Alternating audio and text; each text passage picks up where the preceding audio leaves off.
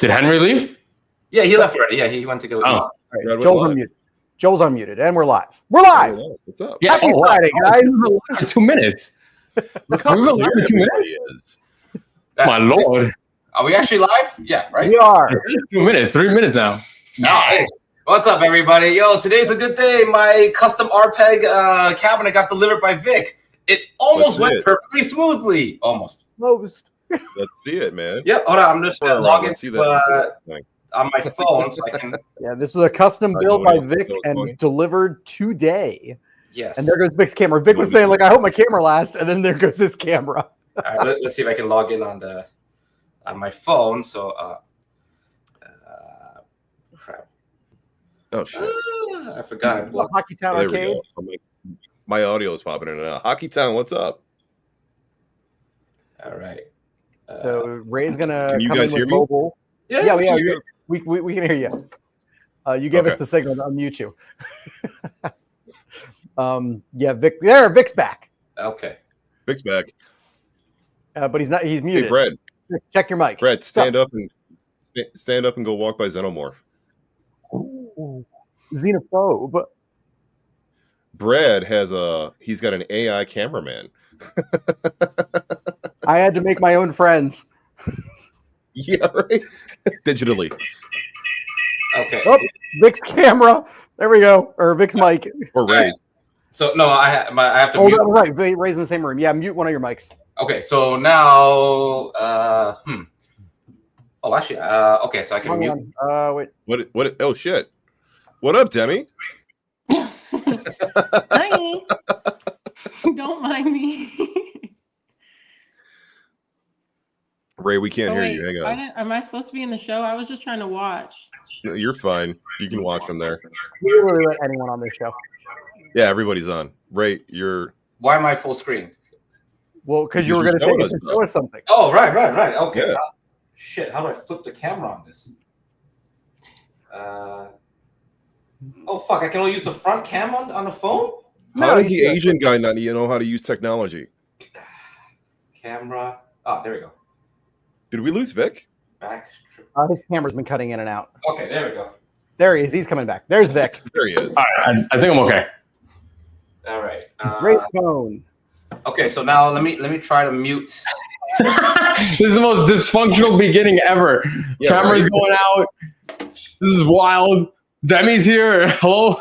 I'm Demi's here. supposed to be in the thing. Is there a way that I can just listen? Yeah. Yeah. Here, I'll just remove you. So go to YouTube Me? and yeah, Demi, go to YouTube and just type in Retro Lizard, and then you'll find the thing. Wait. I invited her on because I was. Oh, you have it all off. Oh, you didn't even do the gun for hour sensors.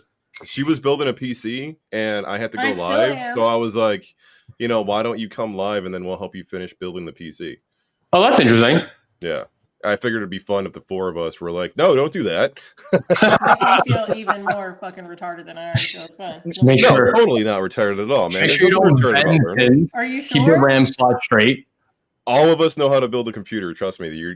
We all did it once for the first time. You're all He's good. literally saying that, like, I don't feel like an idiot. No, we won't make fun of you. And we literally almost just bought a whole new CPU cooler because I didn't realize that I had an adapter right next to me. As Oh, he's God. Hey. We spent 5 AMD. minutes trying to order a new one. I asked you if you had an adapter. You were That's like, what I'm no. saying. I'm saying I already. I'm already. Nice, saying Ray. I like how Ray says the gun for hour thing's still hanging. Of course he does. Look at that. Well, that's so pretty. It looks so cool. A 42-inch. It's like I never seen a 42-inch screen on a Bivig. It's like That's so cool. it's interesting to see. And we can't hear you, Ray. Are you talking? Oh, his phone is muted. All right. Muted the wrong Yeah, mic. it's Yeah, he's back. perfectly flush against the wall, too. Is that an no. OLED? It's an OLED. Yeah. It's a 42-inch OLED. That's nice. Yeah, I took away my wife's monitor and I put it on this instead. the backlighting with the white wall and white cabinet really makes everything pop. Oh, Yeah, I didn't- I just- you put the thing on. That's awesome. I You put the lighting. Yeah. Ray's got Oh, Ray's got good. the whitest fucking apartment. He has Yes. a white one. His floor tiles are white too. I'm like, oh, Jesus Christ, man. I got the same floor tiles in my bathroom. No, this is actually like marble stone type. I have do. those It's floor pretty tiles in good. my bathroom. Yeah. He's got the most common segues. Donna's still working. She's been working since like 4 o'clock since I got there. Damn. Oh yeah, she is actually working. Huh? We didn't know you had that little room off to the side. Yeah, this is my wife containment center right here.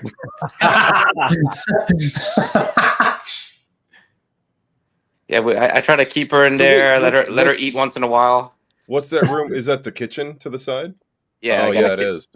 This came fully renovated already, all white. I didn't even have to do anything. Damn.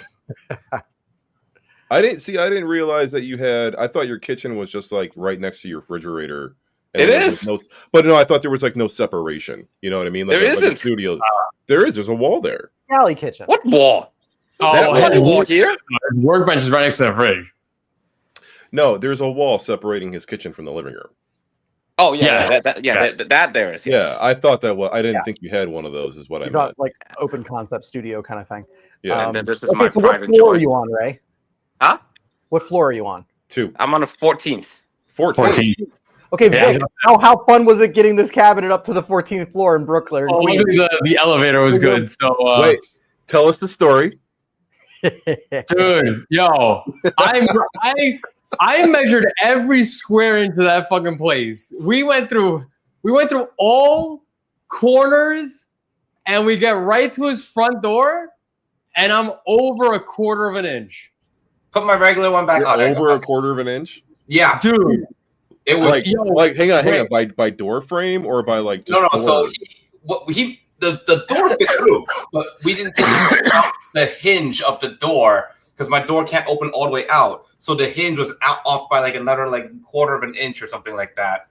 Yeah. He's got like a fire door. So he's got a metal door that like the hinge and then the door itself is thick. I'm like, dude, I could have sworn I measured this. Yeah, and I was off by 1/4 of an inch. So we had to take because of the hinges. You know what? You probably measured it, but when you put the wood together, you might have miscalculated the wood a little bit because like when you put the sides together, it's the way with the aperture, the doorway was wide enough, but you had to take the door off. Did you just say aperture?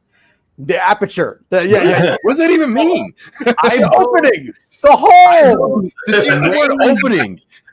Ray's cabinet, we actually bought. The way I built it was by the depth of the cabinet, so we came in through the front door sideways.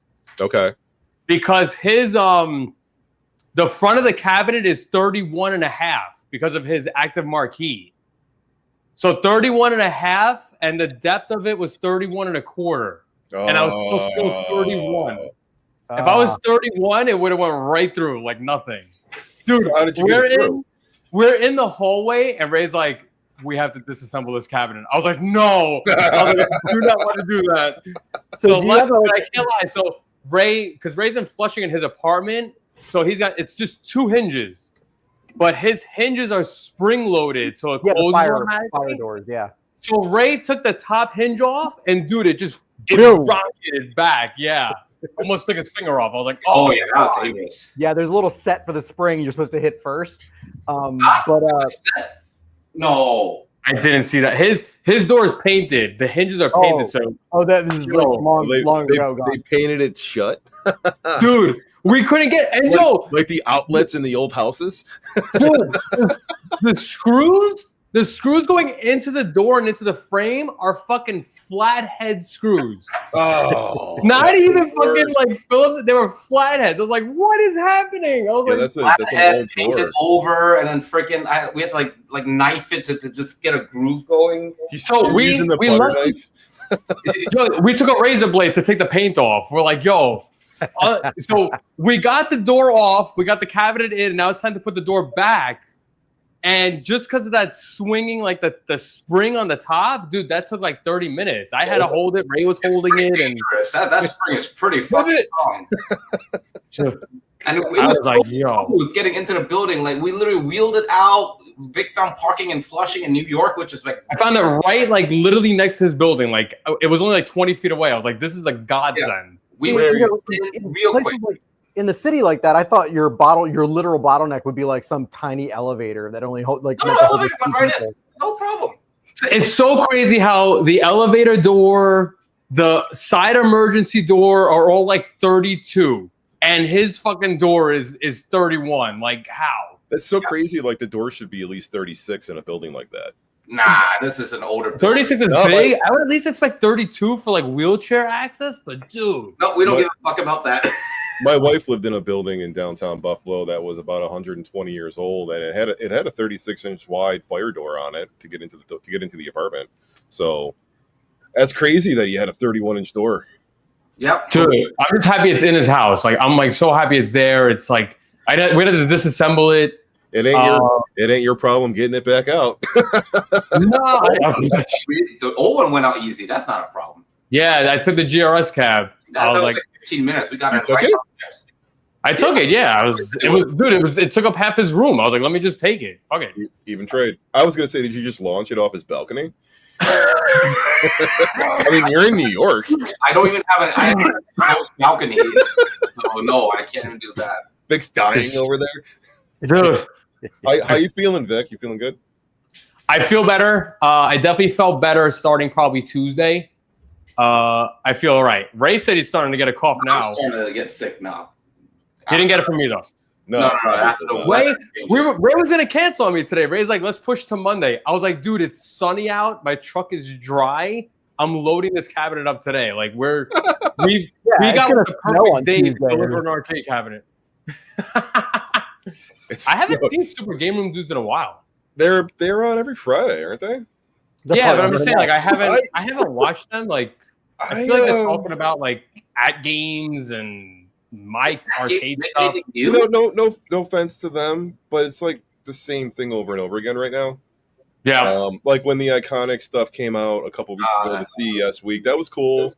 But it was like it was the same thing on every show over and over again that week, except for like Rascal and Yo Retro.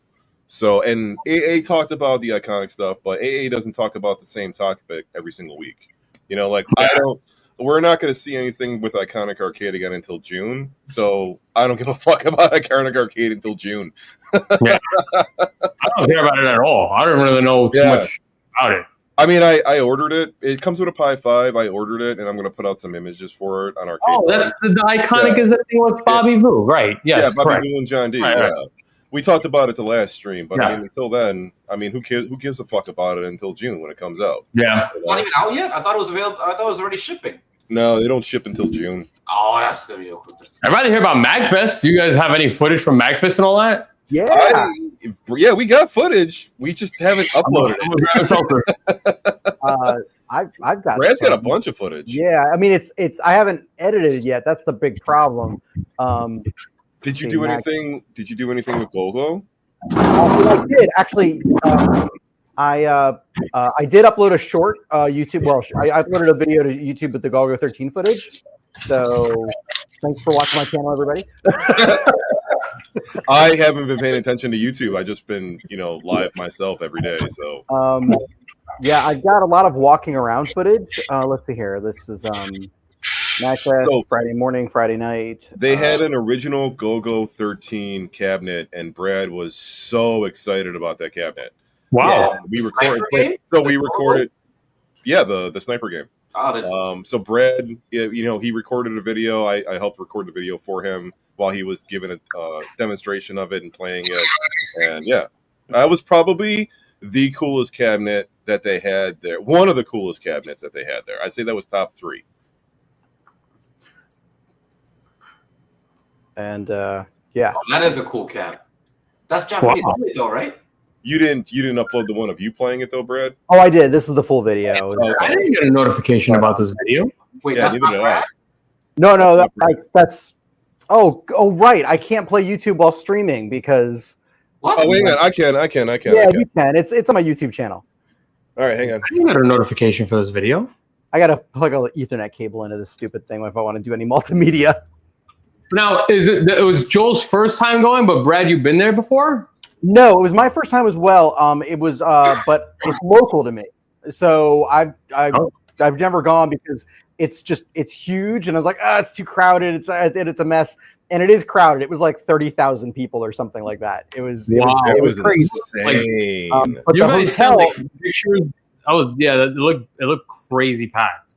Yeah, the hotel works on a lottery system, and a friend of mine got another room in the lottery and offered it. And I'm like, okay, I can't pass this up. I know how hard it is to get a room, and we had a room that like overlooked like the interior atrium of the convention center and stuff. Okay, you guys ready for the video? Yeah. We're gonna do it with sound, so let's not talk for 2 minutes and 30 seconds.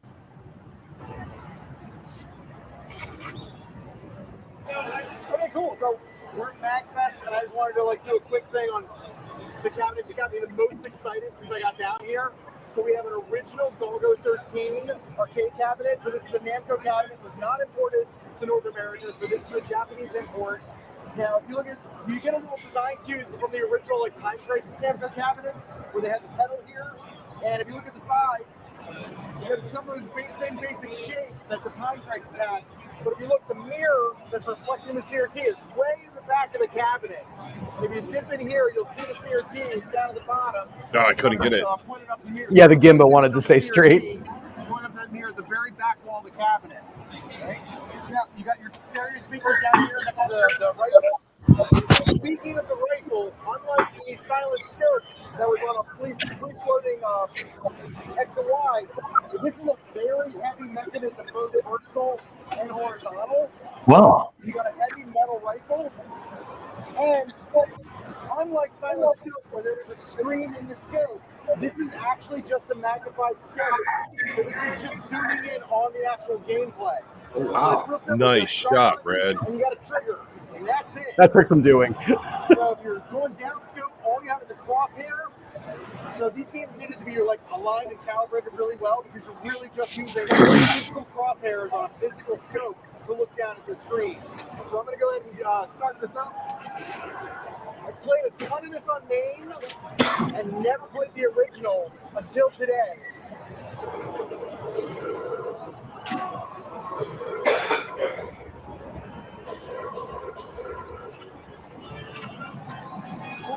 If you look down here, This is on main? Yeah. Oh yeah, yeah. It's on Isn't it on main? It's on almost everyone's build.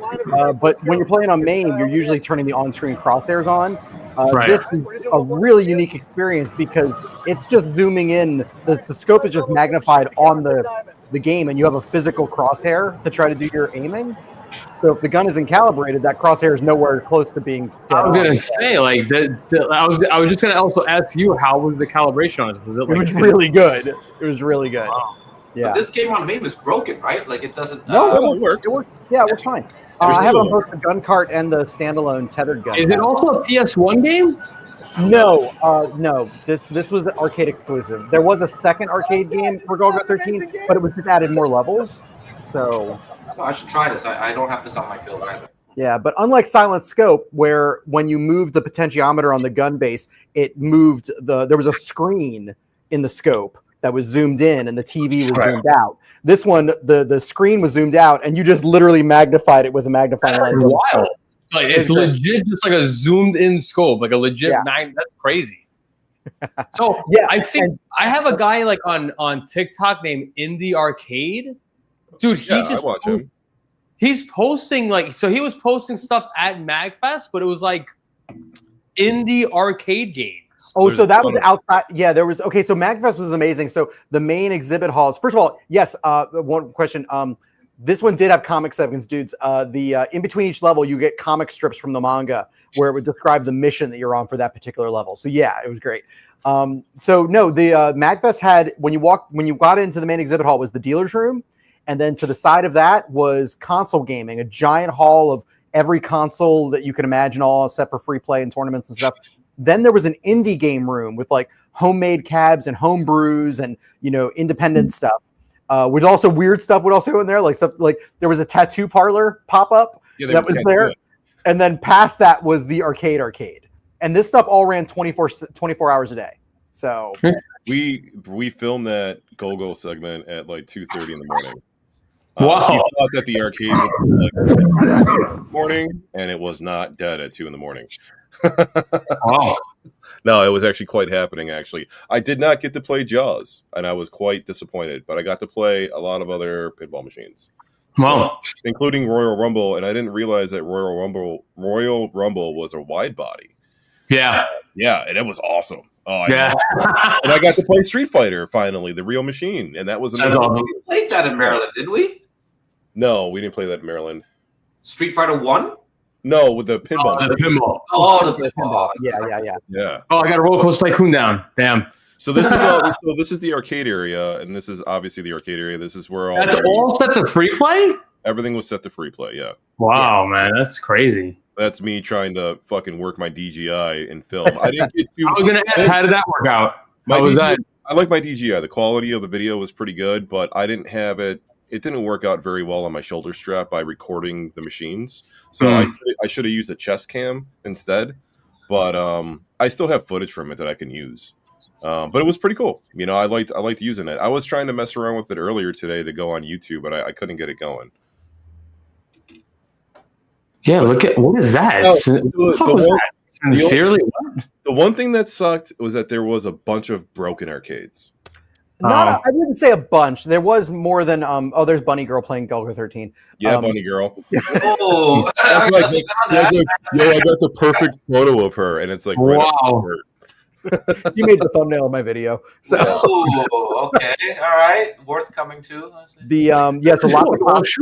of bands. It was mad Shooter. music and gaming. So there was lots of concerts happening on multiple stages. Yeah. This is great. This is an F-Zero full motion cab. You actually see built into it. They got the Daytonas over there. Yeah, I wanted to get most of my footage when there was less crowd. So this is this one isn't super late. I have some footage from like 3 a.m, and it's still. What is that white large one there? Oh, that's the Denshin Go. That's the train operator simulator. Yeah. Holy shit.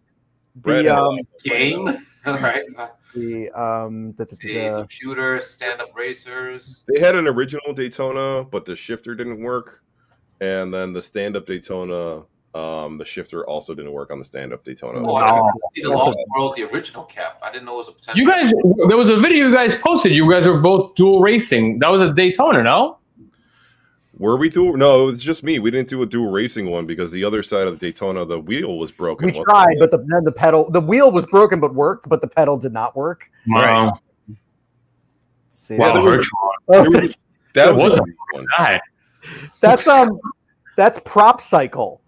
Which is a game that it's kind of like Pilot Wings, but you literally pedal to propel the vehicle. But if you can't tell, the screen is like missing it's just all red. It was almost unplayable. But you pedal to accelerate and steer. You have to exercise. Did you end up playing that, Brad? What's that? Did you end up playing that one? I did, yeah. It was really hard to play because you're trying to pop red balloons, but the screen is all red. So it's something like that where there was stuff that was broken, but they brought it because, like, where are you going to see it again? You know, it's there's the dual Daytona Deluxes, the Denshin Go again. Let's see here. A lot of rhythm games. Eyeball. There was a lot of Nintendo cabs. A lot, yeah. There was like a whole row of Nintendo cabs. Wow. They had a Sunset Riders. I didn't see. They had a Battletoads. They did have a Battletoads. Oh, I like Marvel this. This is nice. too. This is like my style. Neon FM. There was a lot of rhythm games. That would make a nice vertical cap. I was more content with the Light Gun console games they had as opposed to the Light Gun arcade games they had. Yeah. You got to play F-Zero? Oh yeah. That's the non-deluxe version. I did get the deluxe version as well. I didn't even see the non-deluxe version. I didn't even know there was another one. This is the Denshin Go train simulator. I put a couple videos of this up on TikTok. It's hysterical because it's all in Japanese, and you're trying to like translate it with like Google Translate real time while everyone's trying to play it. They make that for PS2. I looked that up, and you can get the thing for PS2. Oh, it's very popular with the little controller and everything. Yeah, it's a series that's pretty darn popular.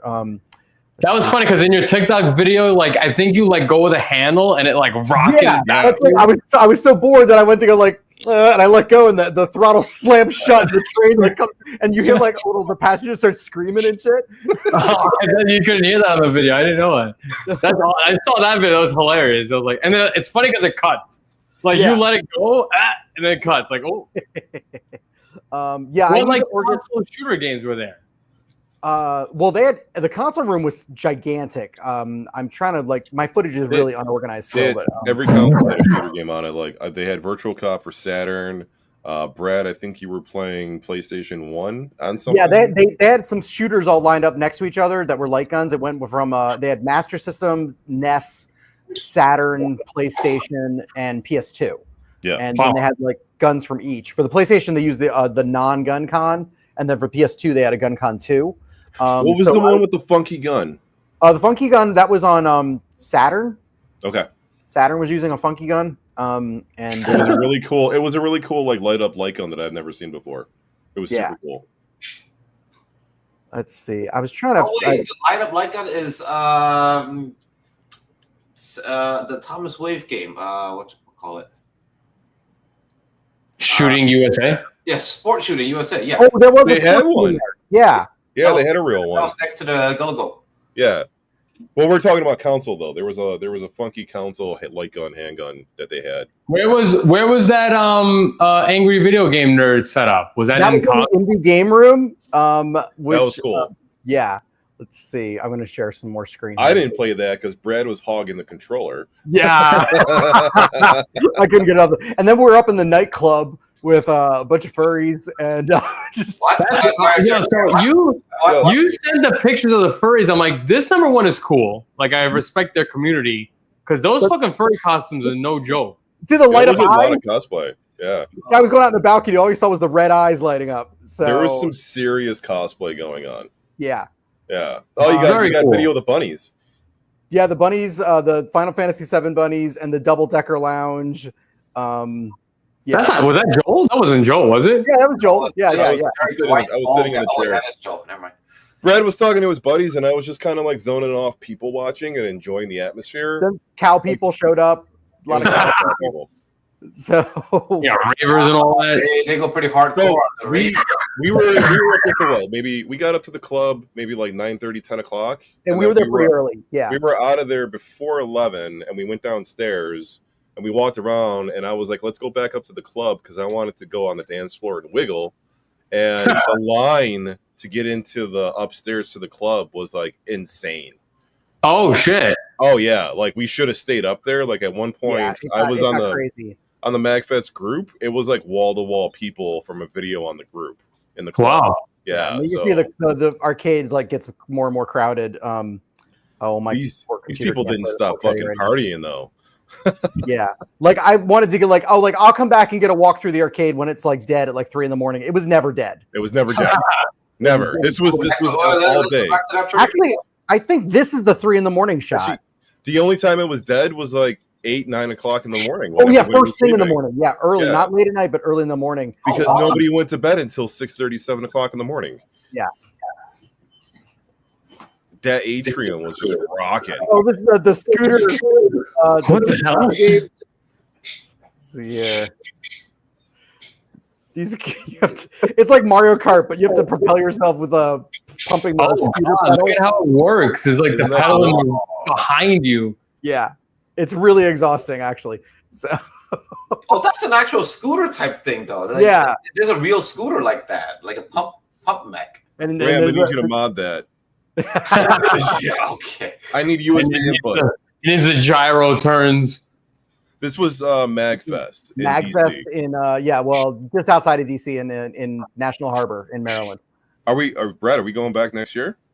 Oh, I mean, I had a great time. But we won't know until like the hotel room is really what made it. We had this amazing room that overlooked like the main cosplay photo area and interior atrium. So National Harbor is gigantic, and a lot of it is enclosed. So some of the balconies actually look in on the enclosed convention space, and we have one of those rooms.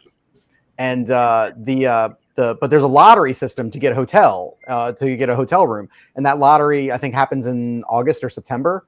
So I'll put my hat in and see if I can get another room. So were you guys all sharing that one hotel room? Just me and Joel. Yeah, Brad ended up bringing. Brad had it was a king suite. Well, not a suite, but it was a king room.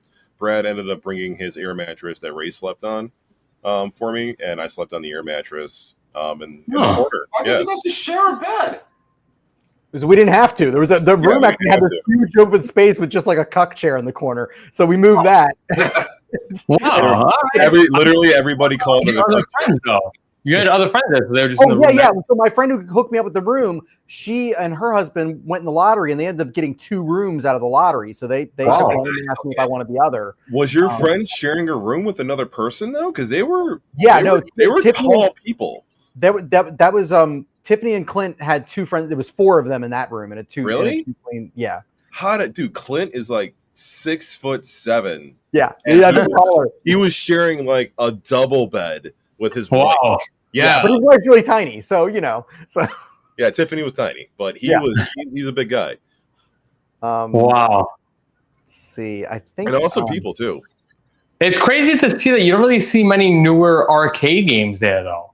Like there was no thrills in those pictures. Yeah, they did have Killer Queen. They had a lot of Killer Queens, which is a very popular game for tournaments. So they had like 6 Killer Queens.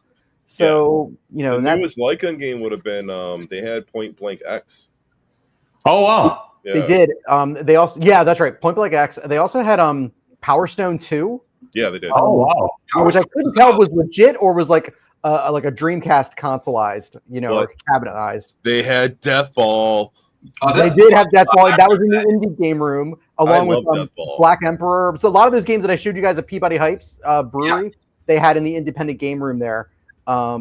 Killer Queen should be ported to PC because that was a fun one. That's like a Joust on steroids. It'll get there. It'll get there. Yeah. Someday I'm gonna own a Death Ball. Like I want. Okay. I looked it up. They're $6,000 brand new. Someday. How much? 6,000. Oh well. Yeah. This is a giant hat that you have to like tilt. And get this guy to move by tilting the giant top hat that they have suspended from a crane. That's an indie arcade. Get coffee. That is the objective. Get coffee. You're just walking around. The objective is what? Get coffee. Yeah. My perfect objective. And, how would that be sold? Like, how do they ship? Would they ship that over? Well, that's pretty cool because that's like somebody that just has like an idea and just like makes it. And there's a bunch of them. I got a video of Brad playing a dual like virtual on stick, the twin stick game. Yeah. Here's another row of indie games. Here, let me get this shared. Did you get any footage of Killer Queen? I walked by a couple of during the Killer Queen. It was very popular. You've seen it. Killer Queen's overrated. Tournament people go crazy for it. There's Death Ball, multiple Death Balls, very popular. Shoot, there was a ton of cool indie arcades. Yeah, these are not including like the homemade ones. There was like some homemade ones that were there. I kind of regret that I didn't spend more time in the indie arcade section or play more. Like I kind of felt overwhelmed. It was a lot to take in. I remember when I first walked Joel around the console area, he was just like, it was clearly like, this is too much. I can't even comprehend what I'm seeing anymore. My eyes were probably like wide and bulging out of my head. Yeah. Yeah.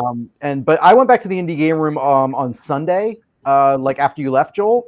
Mm-hmm. And that's what I wanted to go back for. It was a lot more of this, these homemade things.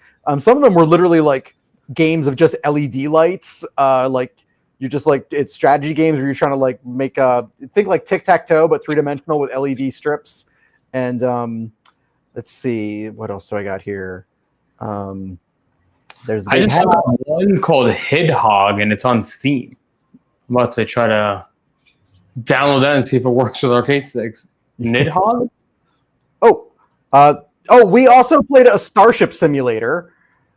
Oh, I did see it. That was like a 6v6, no? Or was it like... Yeah, right now we're playing against the computer, but it's a series of 5 terminals in the big screen, and each terminal is a different station on the bridge, like engineering, tactical, communications, sensors. Joel's in it right there. Look at Joel in it. That's Brad yelling at me. Yeah, and I was captain, so I was just kind of yelling, and Joel's manning the weapons, and we died a lot. So. We died a lot. You know what? I was. It took a minute to get the hang of, but at one point we played a good 35-minute game, something. Yeah, like that. we played 3 rounds. The first one we died. It was we were playing a mode that was onslaught, so it was just like Kobayashi Maru. There was no like winning. It was just how long can you survive. And but yeah, I just set up the gimbal camera to follow me around while I walked around and yelled at people over their shoulders for not doing their jobs good enough. I'll take a look at that, Jay. Yeah, So- that was a lot of fun though. I'm I down. want to go next year. That looks good. Tiffany found it, and I'm down to do a session. One of these days too. So, I mean, maybe the four of us can get a session going too. It's a lot of fun. Yeah. Well, But is it like a Steam port already? It's on Steam. Yeah, I think that's where she found it. she found a comparable game. Like I used to play one called Artemis that was played local. She was looking for one that you could play online with the different stations. But yeah, it's there's a whole subgenre of that type of game. This is back in the indie game room. I just love the stack of CRT televisions. Hang on, rewind. Do you guys see what's on the TV? Vic and Ray, are you old enough to know what that is? The TV. I have no idea what this is. Trying to see what's on the left. The guide channel from cable TV when we were kids. Oh yeah, now I see it. Pro guide. They're imitating the guide, but it's actually showing different indie games. I know what a guide is, of course. Oh. Yeah, I remember. That's cool. That's cool. It's showing other indie games. That's cool. Yeah. And let's see, what is this one? What is this? Oh, this is they had a lot of like clubs there. The 501st Star Wars Club. They're at And every this is across from the pop-up tattoo parlor, which is here's a tattoo parlor. There's nobody getting tatted right now. Hell no, I'm not getting tatted. Joel and I almost got tattoos. If we got a little drunker, we probably would have done it. All right. Brad almost got a sun on his elbow. It looks like a puckering anus. I know you stole that from Paradise. That's what I'm going to refer to as from now on, right? The puckering anus. Yep, I stole that joke though.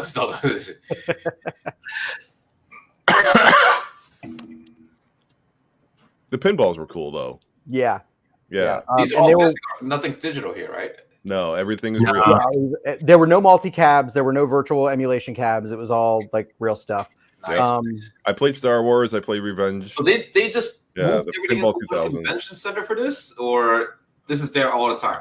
That's the No, it was just for the con. Yeah. Okay. Yeah. The whole convention center was the con. Yeah, the convention ran Wednesday to Sunday, and it's a very large convention center. Like this holds like the Republican National Committee goes there. This is big national convention events, and sometimes I worked at a convention for years called Katsucon, an anime convention, and we were there, but we would use half of the convention back in the day, and MagFest was using the entire hotel, and then still they had to be on a lottery system. They used the every convention space, and it was open 24/7. You can go even if you don't win the lottery, right? What's that? I said you can go even if you don't win the lottery, right? You can go. You just can't get a hotel room. You have to get a hotel room nearby. You won't be able to get one in the convention center. Oh, the convention center is the the Gaylord National Hotel. You want a room in the convention center though. Yeah, like you do. Now also the badges. Like I said, there's like upwards of like 30,000 people were there, and the badges did sell out a couple weeks beforehand, like a month out.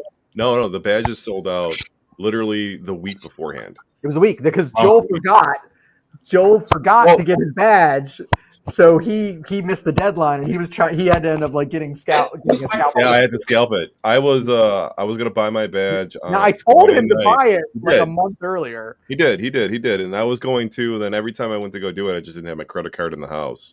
I was gonna buy it on a Friday night, and I got distracted. It was a Friday before the con. I was gonna buy it, and they were still available on the website. And then I totally forgot about it. Or I didn't forget about it. I got distracted, and then I forgot about it. And I'm like, well, I woke up on Saturday, and I went to go look for the badge and buy it, and they were sold out. Wow. Yeah, so they sold out Friday beforehand. And so I was like, Brad, uh-oh. I might not be going. And he's like, oh, we'll figure it out. And I went into the Facebook group. I went on the Reddits. I went into the Discord. And I was hunting, for a legit person. I ended up finding somebody on Reddit who was legit, and they let me do PayPal goods and services to pay them.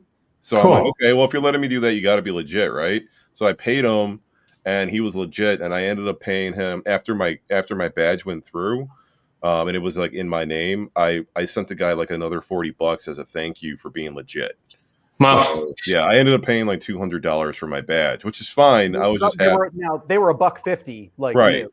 So, and he sold it to me for face value. So that was fine with me that he did it for face value, but I ended up giving him the extra $40 just as a thank you. Like, hey man, you're legit. Thank you for being legit. Here's an extra $40. But yeah, I got to go, which was good. I almost didn't get to go. Oh, big Kirby sign. What's that for? They were selling that. That was the dealer's room. So, and they have pop-up cocktail bars.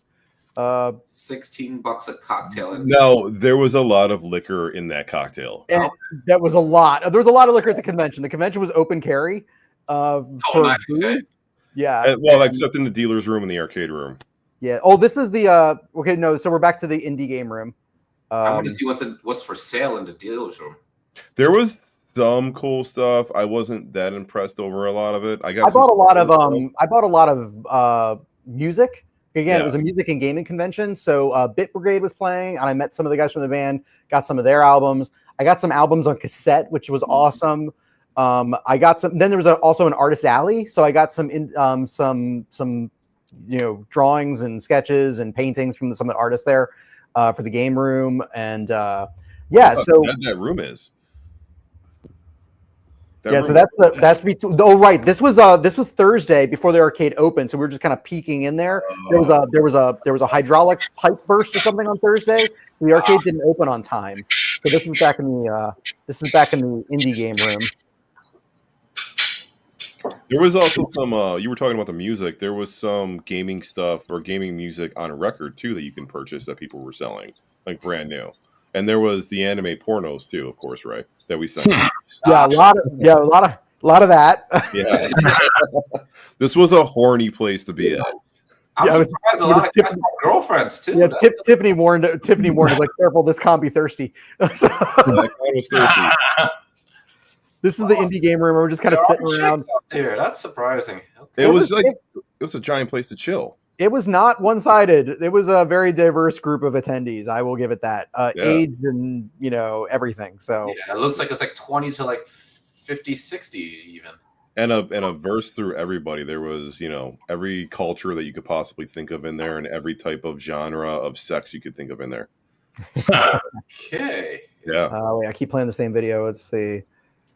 Yeah, so this is some of the atrium area, like the convention center area. I just strapped the camera to my backpack and just like walked around before Joel got there. But see all this area? This is inside. This is all enclosed. So, oh wow! Oh yeah. Yeah. So there's a whole like neighborhood. So you can see in the background the balcony rooms. We had one of those rooms that like overlooked the atrium here. So yeah, we were up there. What is this one? It's interesting. It's Super Magfest. It's Super Magfest now because it's gigantic. So they're expanding on it. So they call it Super Magfest. But their logo is replicating the Sonic Mania logo. Yeah. That was the theme. Yeah, This year's theme was Sonic. Oh, interesting. There wasn't a lot of Sonic cosplay, but like I was gonna say, like, was there like a lot of Sonic to be seen? We seen a Dr. Robotnik that looked like a legitimate fat Dr. Robotnik. Yeah, it was like the inflatable costume. Yeah, he definitely smelled. The whole time I was sick, I was with the kiddo and we watched Sonic 1, 2, and 3. Did you see those? I didn't see 3. My niece was crazy for it. 3 is like, they should stop. I was not a fan of 3. Really? But it made so much money. People were like, they need to do 4 because 3 was opening it up for something with Dr. Robotnik, I guess. Well, they teased it where like 4. I don't know Sonic that much, but 4, the end of it, brought in like a pink. There was a pink girl that comes in. The pink Sonic. Like a pink Sonic, yeah, with like a hammer. But like honestly, it had Keanu Reeves as Shadow. It sucked. I was not a fan. This was cool. Yeah. Yeah, they did their album was F-Zero for Super Nintendo. Yeah, there's a remix of but they remixed literally every track from the OST. And that guy's playing F-Zero live. Right, they have somebody playing the game live. They're live stream. There's a dude like playing the console like on stage with them, and they're just live streaming his gameplay while they're doing. I didn't realize that until you told me when we were there. You're like, he's playing that live. I'm like, oh shit. Yeah, so we went and saw a lot of it. We saw some live, and then we went back to the room and watched it on the closed circuit TV where we had a much better view. Wow, they even had them like this. Wow, that's really cool. A lot of the convention space, the panel stuff were live streamed to the hotel television stations. If we go back next year, I'm bringing fucking Crocs with me because my feet were screaming. Right? Yeah. We were standing there trying to watch that. We made it through F-Zero, and then they started doing Super Mario World for Super Nintendo. And the dude was like, it'll be like another hour. And we were like, Brad was like, you want to go back to the hotel room? I'm like, yeah. Yeah, the cosplay was hysterical. Just people just like, in the atrium outside of a room, just like people dancing and doing photo shoots. And we went down there with a couple drinks and just like hung out, getting pictures of everybody, like hanging out. It was great. Was there any like solid cosplay that like blew your mind? Well, I loved the Sound Blaster guy. Yeah, that was cool. He had a giant. It was literally like kicking sound out of it, like blasting me in the face. So, this is the Denshin Go. I had on Facebook. Hilarious. And then I like let go of the throttle, like the passenger starts screaming in the surround sound.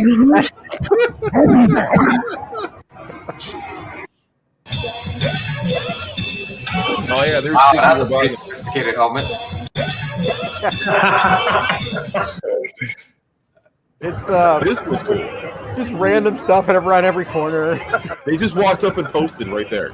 Yeah, interesting. All right, cute girl. Let's see. Who recognizes this guy? Powerline from Goofy Movie. From the Goofy Movie. Oh wow! Okay. I tried finding the song. You can't find the song on Apple Music. Disney? Yeah, no. I was mad because I was going to post it. And then there was pop-up like bands, like not even in the center stage, but like this was in the hallway. A pop-up band started going. They were playing Cowboy Bebop. This is where we found our office. Wow. Right, we found this unsecured office the hotel left open in the convention space. So our feet were hurting so bad that we just went to the office and just put our feet up and listened to the jazz band in the hallway. There was a huge line to get into that concert that we played at F-Zero. Yeah. Wow. Oh wait.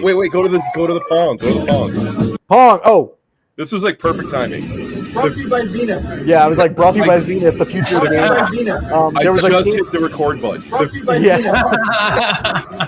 There was a museum, and they had games and home PCs and arcade machines that were like Brought to you by Zenith. of note. Like they had a disc of Tron full enclosure cabinet. They had the 6-men arcade. They had this was a Microsoft Odyssey, Magnavox Odyssey. It was a Robotron. Yeah, it's but that was in their museum. They had an Xbox kiosk that I played. To me, Corbin, my man. Come on, this is fun. And then the cosplayers are just chill, like they're all hanging out, like for if anybody wants a photo. So like, hey, Corbin, my man, can I get a photo? So my man. Corbin, my man. Thank you. Multi-pass. Yeah. Everybody was super friendly. I figured that if you're gonna get like dressed up like that. Interesting. It was nonstop. Every like I said, some of the dealers could put like tarps over their tables and close out when they wanted to, or early in the morning they're like, "Sorry, was up late. We'll be back at noon" or something. But the room itself stayed open, and all of the space stayed open. The panels were still like the schedule for like live panels were still panels starting at 1 a.m., 2 a.m., 3 a.m. Wow. Yeah, so I mean, but morning was dead. This was the hotel bar on Sunday morning. I just found a girl just knitting, just spinning on a spinning wheel. Lubing? Yeah, like so, interesting.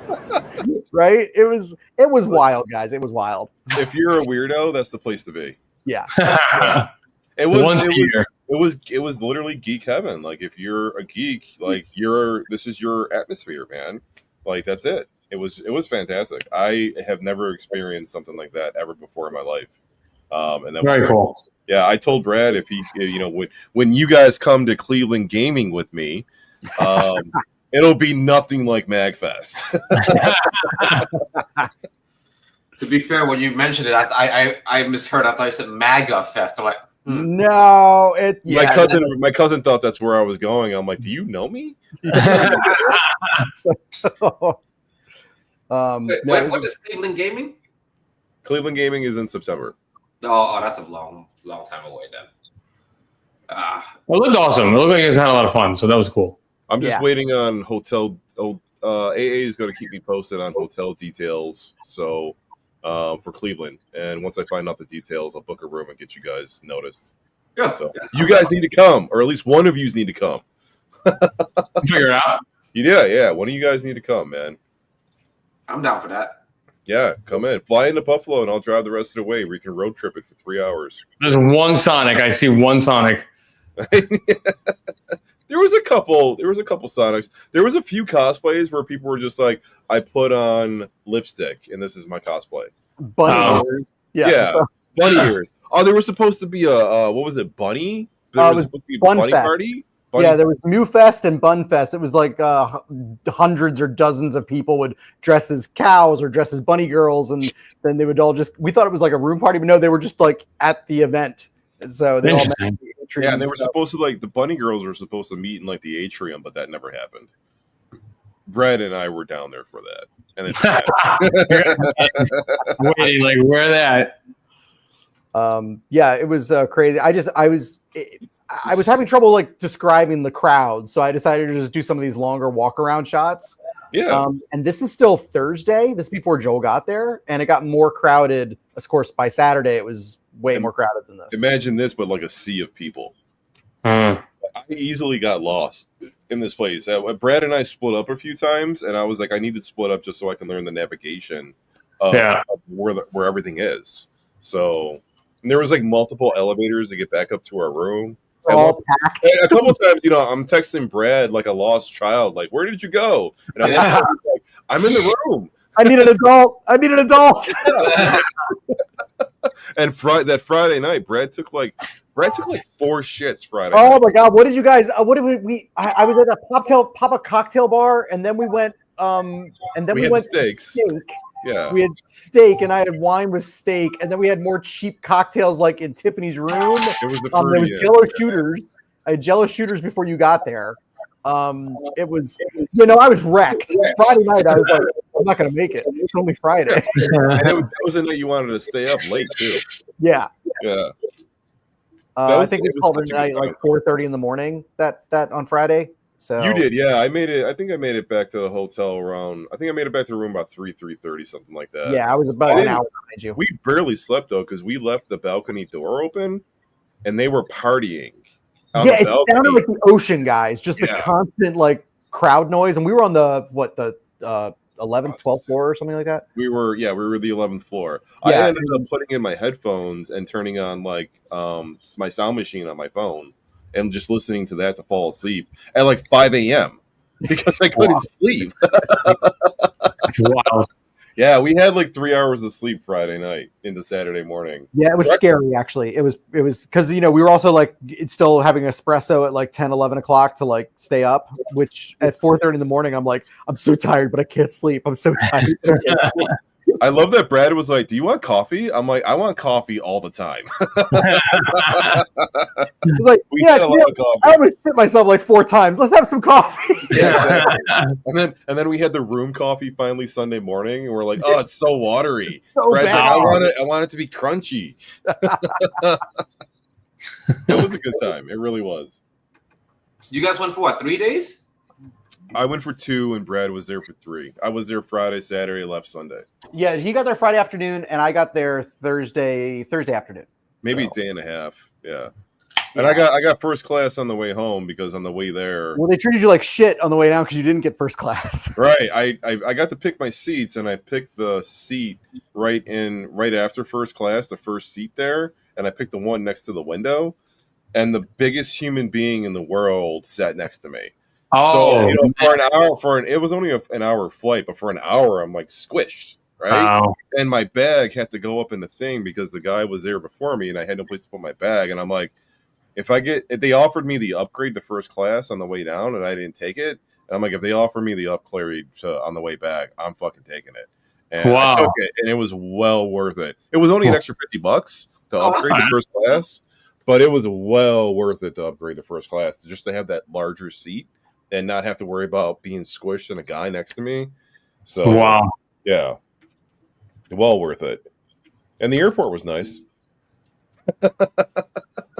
My flight got delayed for a little while, but the airport was nice. Oh, Yeah, I was only delayed like an hour, and then we were on we got into the plane, and then the toilet was broken on the plane, and there was only one toilet on the plane. So they're like, "What do we do?" They're like, "Let's just fix it when we get to Buffalo," and I'm like, "Yeah, let's just fucking take off, right? Like, yeah. it's an hour flight. People It's an can hour. hold it. Yeah. Yeah, people can hold it for an hour. Who gives a shit? Let's go." It just wouldn't flush, or Oh, Xenophobe just flaked out. I'm more surprised that was actually a thing that they said on the. Did they actually say that on the loudspeaker? Like, the toilet doesn't work. Should we take Yeah, off? they did. Yeah, they announced it that they were, because people were Hey, get wondering. back. People were starting getting. They weren't getting frustrated, but you can hear people in the back getting restless, and so the flight attendant over the thing made an announcement about the toilet not working.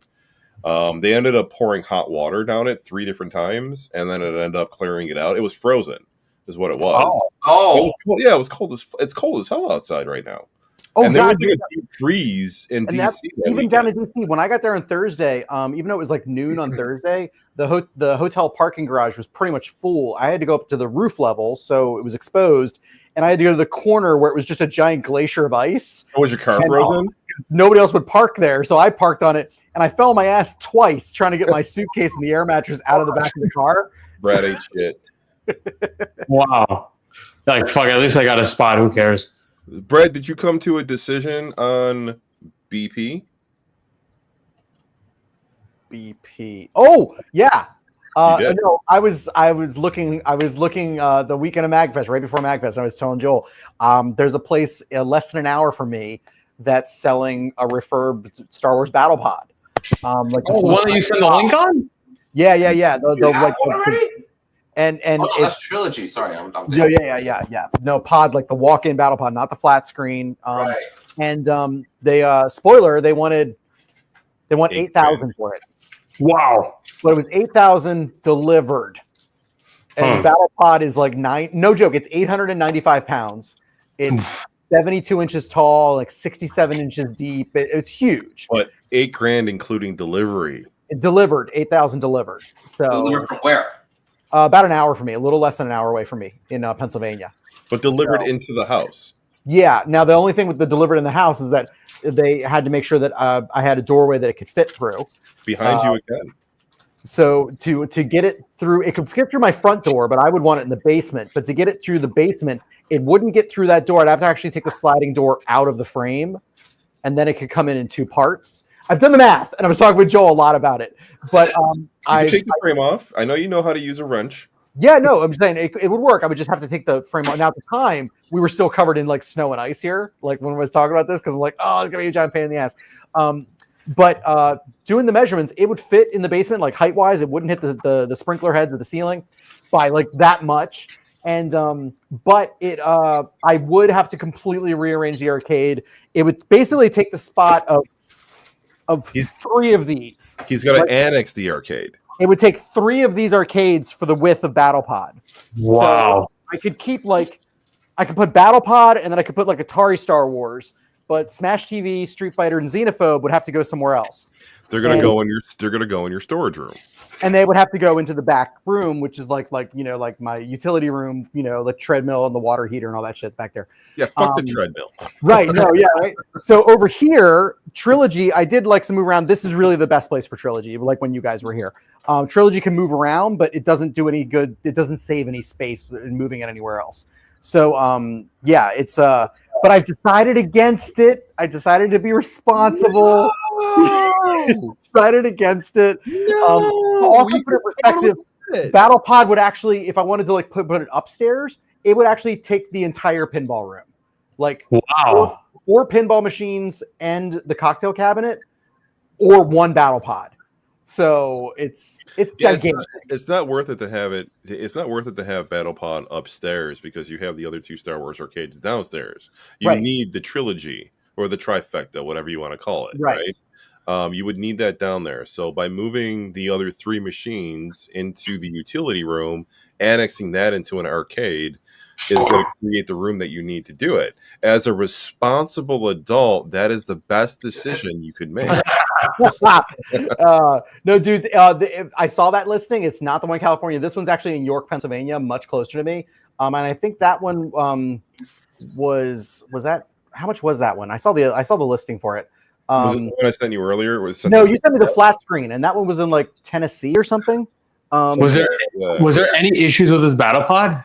No, it's completely refurbished. It's a refurb from an actual storefront. It's not a private sale. This is a M&P Amusements. They refurb arcade cabinets from like Dave and Buster's and stuff. You didn't tell me that's who it was. That's who it is? Yeah. And that's a deal from M&P Amusements, man. And they said they actually they don't have a battle pod ready right now. They're refurbishing. I think they said they had a couple, like 3 of them, and they're almost done refurbishing one of them. And they're like, I could come up and look at it if I want to take my own measurements first. So that means you could buy it, and you still got a few months until springtime when it's warmer to take the door off the frame. Yeah. So you know what'll happen if I cross this and like have the arcade annex? The next thing's going to happen is that the game room over here is going to be just a game room. Next thing, couch is going to be gone, and then the TV is going to be gone. No, you can't do that. You can't do that. You can't do that. You can't do that. I got to draw the line somewhere, guys. And then like there's now if I didn't have the bar back here, I could totally have Battle Pod back here. Fred's showing off right now. He's showing off the DGI walking around the house. Now if we walk this way.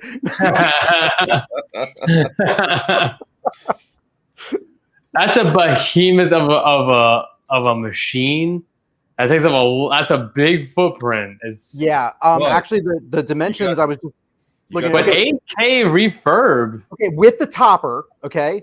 Height 94 inches, width 74 inches, depth 67 inches, weight 890 pounds. The depth is 64 inches? Yeah. No.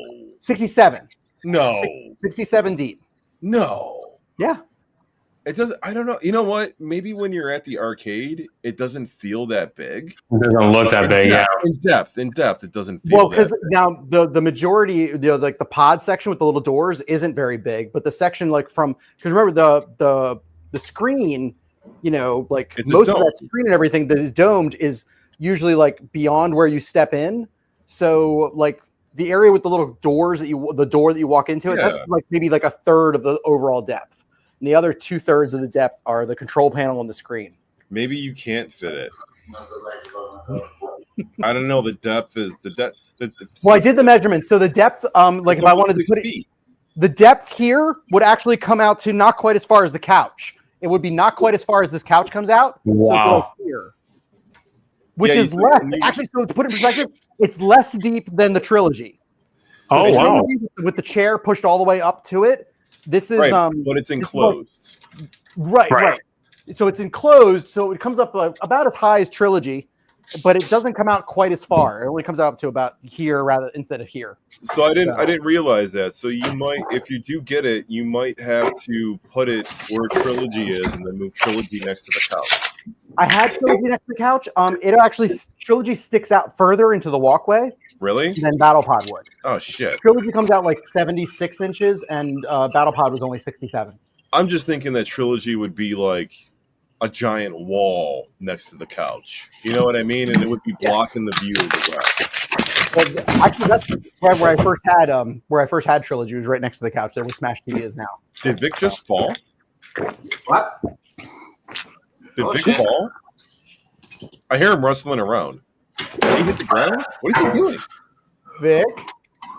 Ah, crap. I don't want to down. Vic? What is Well, he's got his microphone clipped on. He's got his microphone clipped to his shirt, but he doesn't have any headphones. You made all that noise just to get a drink? Was I making a lot of noise? I was opening up a fridge. You thought you fell down the stairs. Really? We literally thought like you hit the ground and you fell out of the chair and you were crawling. No, I was. So I like poured seltzer in a can because seltzer tastes different in a can. So I took a bottle and then I poured it. What? You poured seltzer into the can? Yeah, like I have so this is a fresh one, but then instead of me opening up a new one, I took a bottle of seltzer and then I poured the seltzer in this. It sounded like that's it what sounded all like that you noise took That your- was all you heard. All the noise. That's It sounded like you took Yeah. your microphone in the can and rattled it. He's got the mic on. He's got the mic on. Yeah, he's got to That's like what it maybe is. like because I went like this and We were probably hearing the soda go into the can. That's probably what it was. interesting. Very interesting. You hold it up and pour it at the same time. Yeah. Like, Yeah, so that's what we were hearing. Am I Sorry. Ray? Are you drinking? No, I'm not. I'm still. I took a Dayquil today, so I can't be drinking. Oh, Yeah, I'm sick too. So Ray, you drink- what was that water machine you have, Ray? Ray's got like a Callaway. What is that? oh, I got a Koei water machine. You don't know what that is? Listen, No, you want to hear? You want to hear something stupid? When I was like 17, right? My buddy told me if you drink a whole bottle of NyQuil, you're RoboTrip, right? I'm like, okay. So like, I went to the store and I was gonna do it, and I'm like, but I'm looking at NyQuil, and mind you, I've tripped before many times before doing this, between shrooms and acid. And I'm like, I'm looking at the NyQuil, and then I'm looking at the Dayquil, and I'm thinking in my brain, I'm like, when I'm tripping, like I'm up, like I'm awake, right? So I'm like, I'm gonna drink the Dayquil. I'm not gonna drink the NyQuil. So I went to my buddy, the guy's house I went to was Ray, except he was Mexican, and we called him the Dirty Sanchez. Him and I we smoked 2 blunts, and I slammed this bottle of Dayquil. I was sick. I didn't trip. I was sick for the next 2.5 days. I was just fucking vomiting Dayquil and vomiting. Like, it got me the whole bottle of Dayquil. I drank the orange one, and it just got me sick. Like, I was so sick for the next 2 days. I'll never do that again. So, wait, since you took some NyQuil, and if you drink, you'll probably feel real good. Dayquil. It's so better. The water machine that you saw is called a Koei. You rent it for like $50 a month, and it's just unlimited, perfectly filtered water. It was pretty good. It has a reverse osmosis filter inside. That's why. Ray gave me water in a Chinese quartz container. Was it white? I drink. It was clear. It was that. It was awesome. Why? Screw you guys. This is how I drink more liquid. It was pretty solid. I was like, oh, this actually tastes pretty good. I was like, through a quartz container. It was awesome.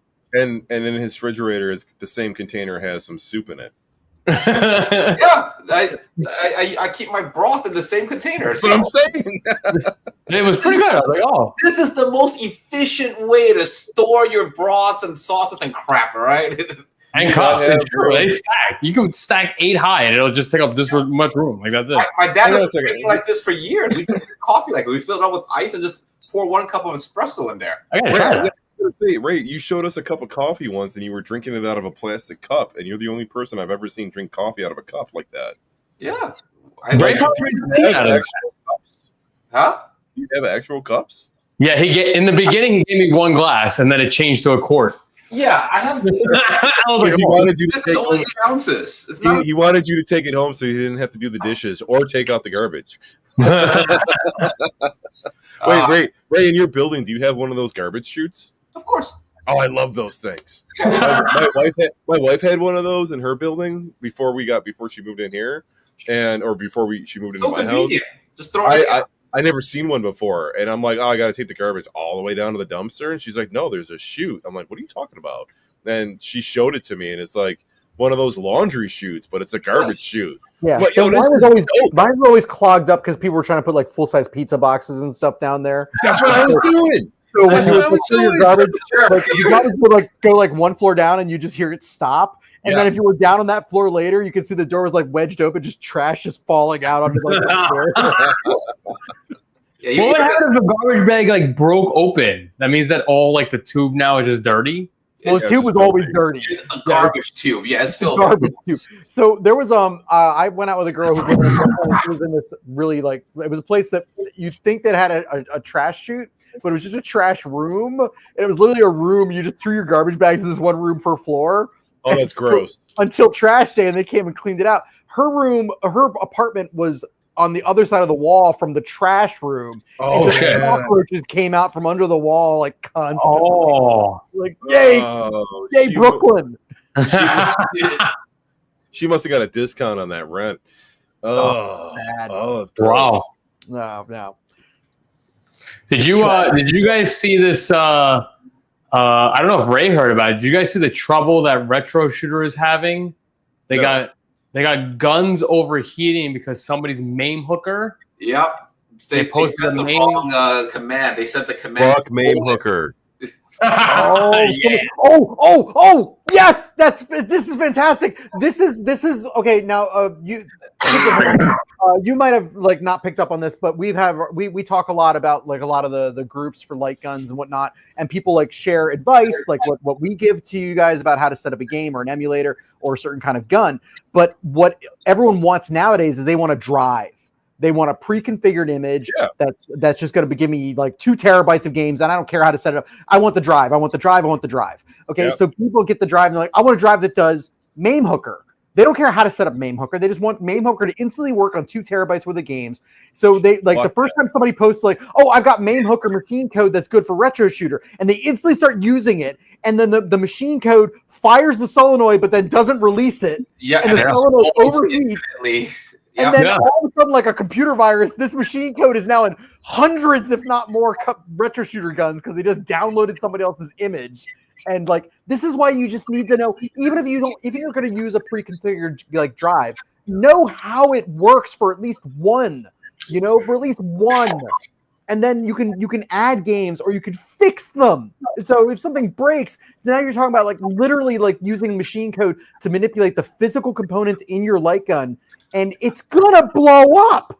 This is not like a software thing anymore. This is literally like like power supplies and solenoids and So somebody Preach, in the my brother. group, Preach. somebody in the group. So I said that I really saw it only today, and Retro Shooter posted it, and it's like somebody had like at the end of it was Z0, but it's supposed to be Z5. No, and like Z5 is correct. Retro Shooter wrote like no joke, like a 3-paragraph thing saying like you gotta like, so apparently like somebody wrote in the comments, they're like, does Retro Shooter have like a heat sensor to I'm like, how is it gonna have a heat sensor at a fucking $150 per gun? Like, It's are just you a configuration? No. It just does stupid. what you tell it, and you told it to fire and never release. But in all honesty, it's like, so what they said is that at least they did have they do have a 15-second they have like a. So here's the thing, right? I tried this guy's I for MAME hooker on the Retro Shooters. On the MX-24 or on the Reapers? The Reapers. I'm sorry, the Reapers. Okay.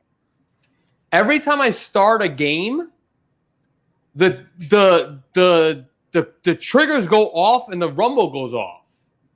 Every time I start. Yeah. When you first start, you'll get like 1 fire. That's a lot of times. So mine does that. Or you're telling like 1 little recoil when you first start the game? Yes. Yeah. So that's the initialization. And so like mine does that for MAME games.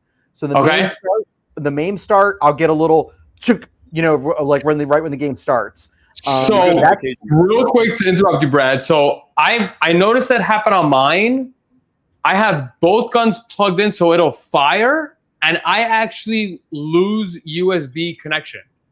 And so for those of you watching, the Windows chime disconnects, reconnects, but my guns don't work because like the mule shooter, it doesn't. It like the I don't know shooter why they would, unless it's changing the mode of the gun.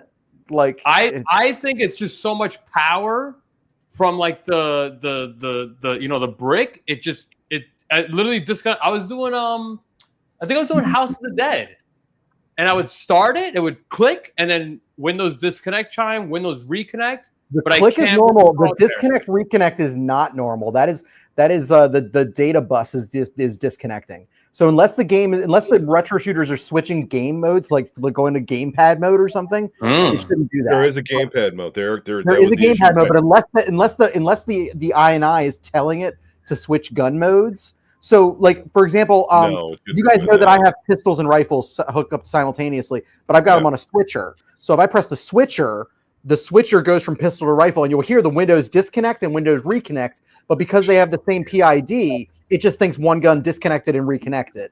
So I'll get that as an automated thing. But I do that on purpose. If the Reapers are disconnecting and reconnecting just when MAME hooker starts, then something's happening. Something's wrong. I know I haven't really experienced MAME Hooker because I can't get it to work. And that's nobody's fault but mine that I can't get it to work. But is it really worth it that it only works on 100 games out of like 230 games? What do you mean, like only 100? I mean, like it doesn't work. It doesn't work on Time Crisis. Well, it doesn't work on Area 51. It doesn't work on. Now you got to remember. So now remember, this is something when people are like, oh, it works or it doesn't work, or works doesn't work. Let's not talk talking about non-Demol Shooter. Okay, Demol Shooter is a separate thing. Demol Shooter. But the name of it is MAME Hooker. Right, now listen. So let's talk about MAME. So Demol Shooter, we'll come to that in a second because they address this. Now you got to remember what MAME is doing. MAME is not inserting anything that wasn't originally there. So imagine Area 51, right? Right. Area 51 originally there was no recoil on Area 51. So there's no machine code in the game telling it to fire a recoil.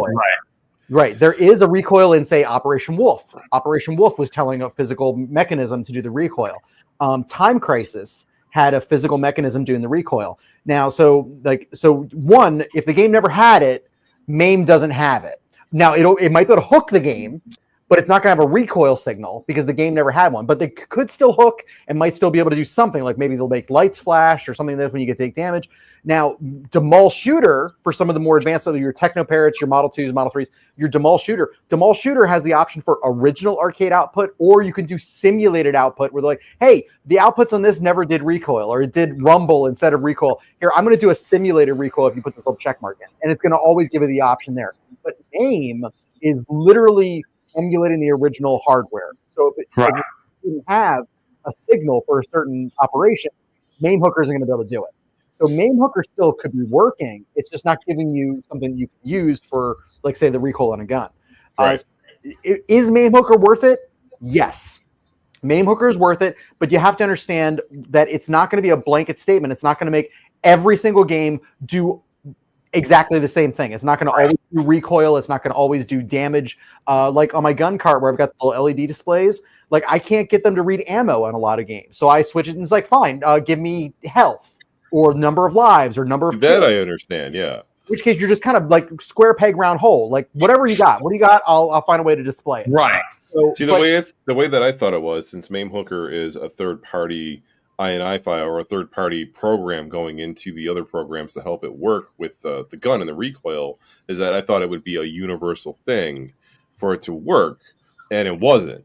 So I was a little disappointed about that, like if I want to play Terminator Salvation because it's raw input, it doesn't do it, and it doesn't work with it. Yeah, another great example. But if I play T2, it works Alien with through it. the gun, if you say you have solenoid recoil, Alien through the gun does not recoil. But if you have the rumble motor, Alien through the gun does use the rumble when you fire. Well, it works. It works on if you just have a regular recoil without MAME Hooker, it'll work. Right. No, if you just set it to like anytime you pull the trigger, it recoils. That's not using MAME Hooker though. If you are using MAME Hooker like for certain games, this is an example where it's giving you output, but it's not the output that you want. Right. So it's not setting. You're not using the original arcade configuration. So Area 51, you're not using big solid plastic HAP guns. For Alien 3, the gun, you're not using that rumble enabled mounted gun. So it's because we're not using the original controls with the original mechanics, the signals that are being sent are not always something that we can actually utilize. You see here, Dude's Arcade also mentions, he just mentioned this right now, he'd also like to shoot off screen to reload, though. That doesn't work in every game. So, Ray, I think at one point Ray had House of Dead 2 and 1 working with off-screen reload. Yeah. I don't have that working with off-screen reload at all. Well, Demol Shooter doesn't do off-screen reload in Dolphin. Well, not Dolphin. We're talking about Model 2 and Naomi. Like you have another example where player 1 can do off-screen reload, but player 2 can't. Right. So that was in the original Demol Shooter for Dolphin. Was like that. On my drive, the only game period that does an off-screen reload is Area 51. It's the only game that'll do an off-screen reload. And I'm sorry, not Area 51. Area 51 and Max Force are the only two games on my drive that will do an off-screen reload. None of the other games that would normally do an off-screen reload, not even like Lethal doesn't do it. Doesn't do it. See that's weird. Yeah, you gotta side click it. Now, real quick, Ray, for Gun for Hour, you because maybe I'm Tanner's in the house. There's Tanner. What's for Gunfire? You can't do off-screen right click? Yes, you can. Of course you can. Yeah, Off-screen it's an option. Mine. I had that with the But that's an option where you're fooling it. That's where if you point off, if it has an off-screen click, it sends like a right click, which is you can map to your reload button. So Right. an off-screen click, the Gunfire IR is going to send an optional command for that, like right button or something. Right. So, but yeah, that's not like just going straight into MAME and saying, "Here's my light gun." That's the Gunfire offering a solution. Because what happens is, for some of these light guns, there is no off-screen. When you point off-screen, that cursor hits the corner and stops. So it's never off-screen. It's That's just why a corner. it's one of the best options about the retro shooter is that the pedal just works as the extension of the reload button.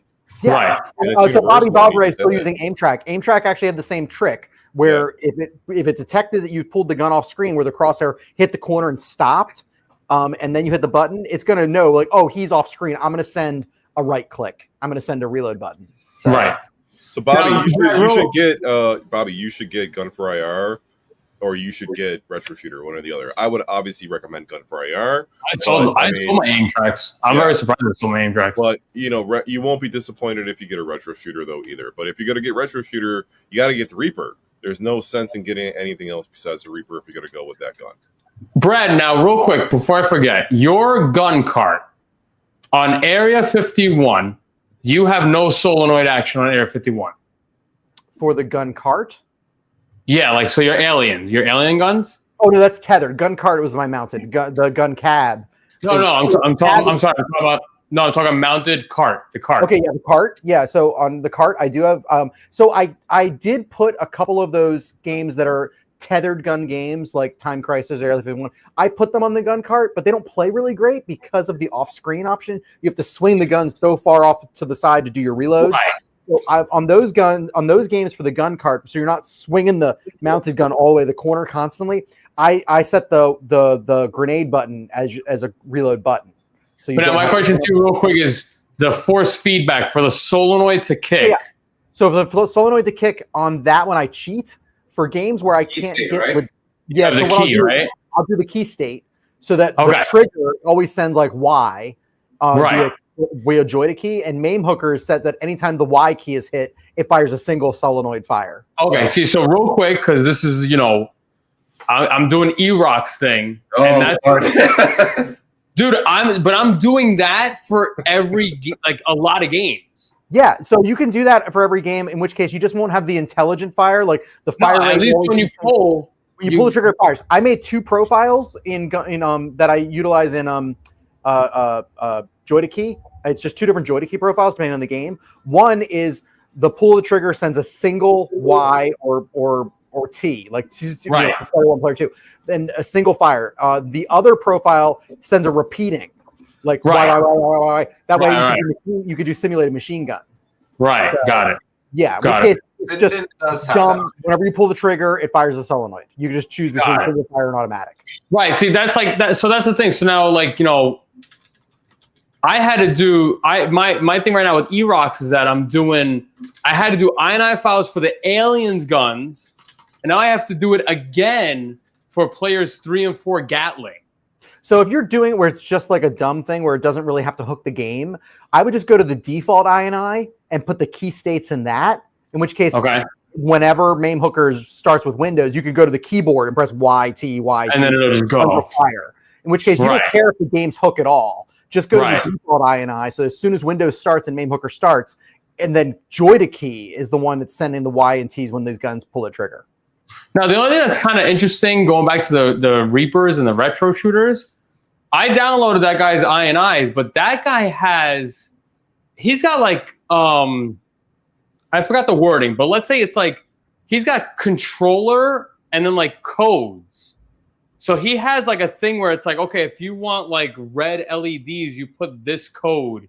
Yeah, in. so there's machine code in there to send the different, it's basically just machine code. It's like same way you could send the recoil fire command to a certain COM port. You could send like an LED blinky command to light up buttons or light up lights on your marquee. I saw somebody, somebody had an active marquee where it was, like when every time it got damaged, it would overlay pictures of bullet holes on player 1 or player 2 side of the marquee. And hooker was interacting with the image on the second screen. Extra as hell, but interesting. Yeah. But yeah, no, it was more like I watched your aliens thing, and you write out the code. It's more like instead of writing this let's say 20 character code, this guy just has it set where you put 4 characters, and it links to this controller thing. It was very interesting. I'm I was messing around with it on mine. But yeah, well, the aliens guns are there. If you go into MAME hooker, you can say detect controllers, right? Right. The aliens mounted guns can't be detected, so it's using a more verbose machine code to go to the aliens guns. So if the Reapers are something that can be detected by the MAME hooker GUI, then the actual code it could be a lot shorter. Which case, because it's already connecting to the GUI, which case it's just having the action and not the connection in that fire line. So, all I know is that was it. I saw that. I mean, for retro shooter to make a note about it, I'm like, oof, somebody must have had an issue. Fuck Arcade Adam. Oh, I don't know. You don't like him, do you? Well, Arcade, correct me if I don't like him. I like him. I We're plan to talking make about a the video same guy on for it. EHA, right? He doesn't work for EHA. He did that voluntarily. No, but no, Arcade no. Adam makes the Omegas, doesn't he? No, he doesn't. He used to. Now he doesn't. Oh, him just being associated with EHA, and then just taking things when he was taking things and not giving credit. No. That's you know what? That's my beef. That's my beef. I'm cool with it. That's my beef. Y'all can be cool with whoever you want with. Wait, so he rubbed Joel the wrong way a couple times too many. So, but he was always really not cool as to much. me. Not as much as Corner Kid. You're telling me I think that one was the team that he's involved in. Yeah. this isn't Arcade Adam? Partially. It was a team. It wasn't just Adam. It was a team. Yeah, that's exactly. I plan. Okay, let's take a look real quick. This right here again was pulled. Somebody locally to me has a Megacade. I believe I have 16 terabytes. I believe another 16 terabytes, and I have another 16 terabytes. Jesus. In one of these, right? Dude, this drive right here has 14 terabytes worth of PC games and 600 gigs worth of movies and TV shows. Why? Oh, I don't know. because he had the space. I've got an old one. I'm actually gonna. I have to shut this right here. I'm gonna shut. I have a Western Digital, external. Well, I'm gonna put this in it because this is the boot. This was no joke, hanging outside of the PC. Not even mounted in the case. It was just, and I'm like, what the? So, dude, this guy has he's got a Megacade. It's 3 years old. The PC on it had a 1650 on it with 16 gigs. Dude, it took 10 minutes for the PC to boot. What? It just the Windows circle at the bottom just kept going. And I'm like, dude, what? And dude, the worst is that these are all external. So it's USBs. I disconnected all these. At that point, it should be internal. Dude, I disconnected all these. I restarted the computer 10 times, and it would boot in 30 seconds. Wow. And I'm like, it's because of these external drives. Yeah. And he also had a 16 terabyte Integrum drive. Wow. Dude, I'm like... And you know what? The Integrum drive was probably the best fucking drive he had. Oh, he only honestly bought Integrum for the light guns, apparently. He only wants light guns and arcade. So I'm like, what made you buy fucking 48 terabytes worth of externals? He's got a DJI Pocket 3 that's following him around. Oh, that's responsive. Damn. Yeah, that's cool, isn't it? It is. It's Brad, jump. I like how it went down. It went down real quick. Wait, you got a TIE fighter in the top left corner? Yeah. I never noticed that. I think that was there. It probably was, but I never looked up. It's got to follow my face, so I got to put my face next to it. It's in the window. Fighter, You got an Enterprise? I got a Battlestar Galactica over in that window. Shit, I want a DJI now. That's pretty cool. I didn't know it does that. I didn't notice it until just Yeah, now. they just basically took the active track three. off their drones and they just put it on a little gimbal camera.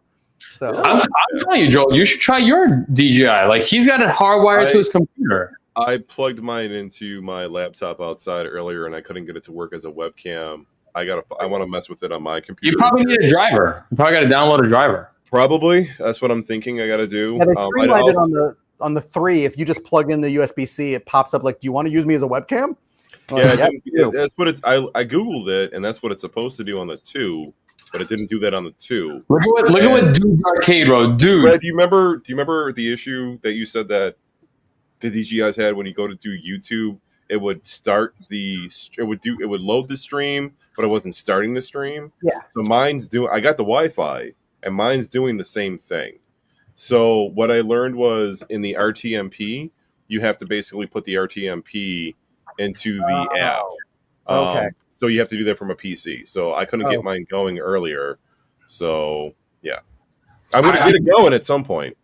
Dude's Arcade, you I'm telling you now, you don't want none of the shit that's on that fucking drive.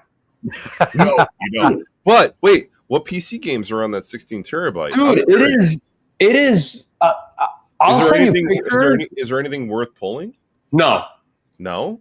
It is like it's just like it's like what I used to do when I started. I used to download just PC games. I'm like, oh, I got my sites. I'm gonna yeah. And then I'm like, I stopped doing that. I was like, this is stupid. I got a 10. I had the 10 terabyte drive from them.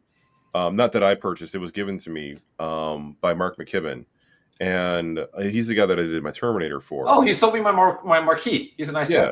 Mark is great. I love Mark. Fantastic fucking customer, man. And a great teacher too.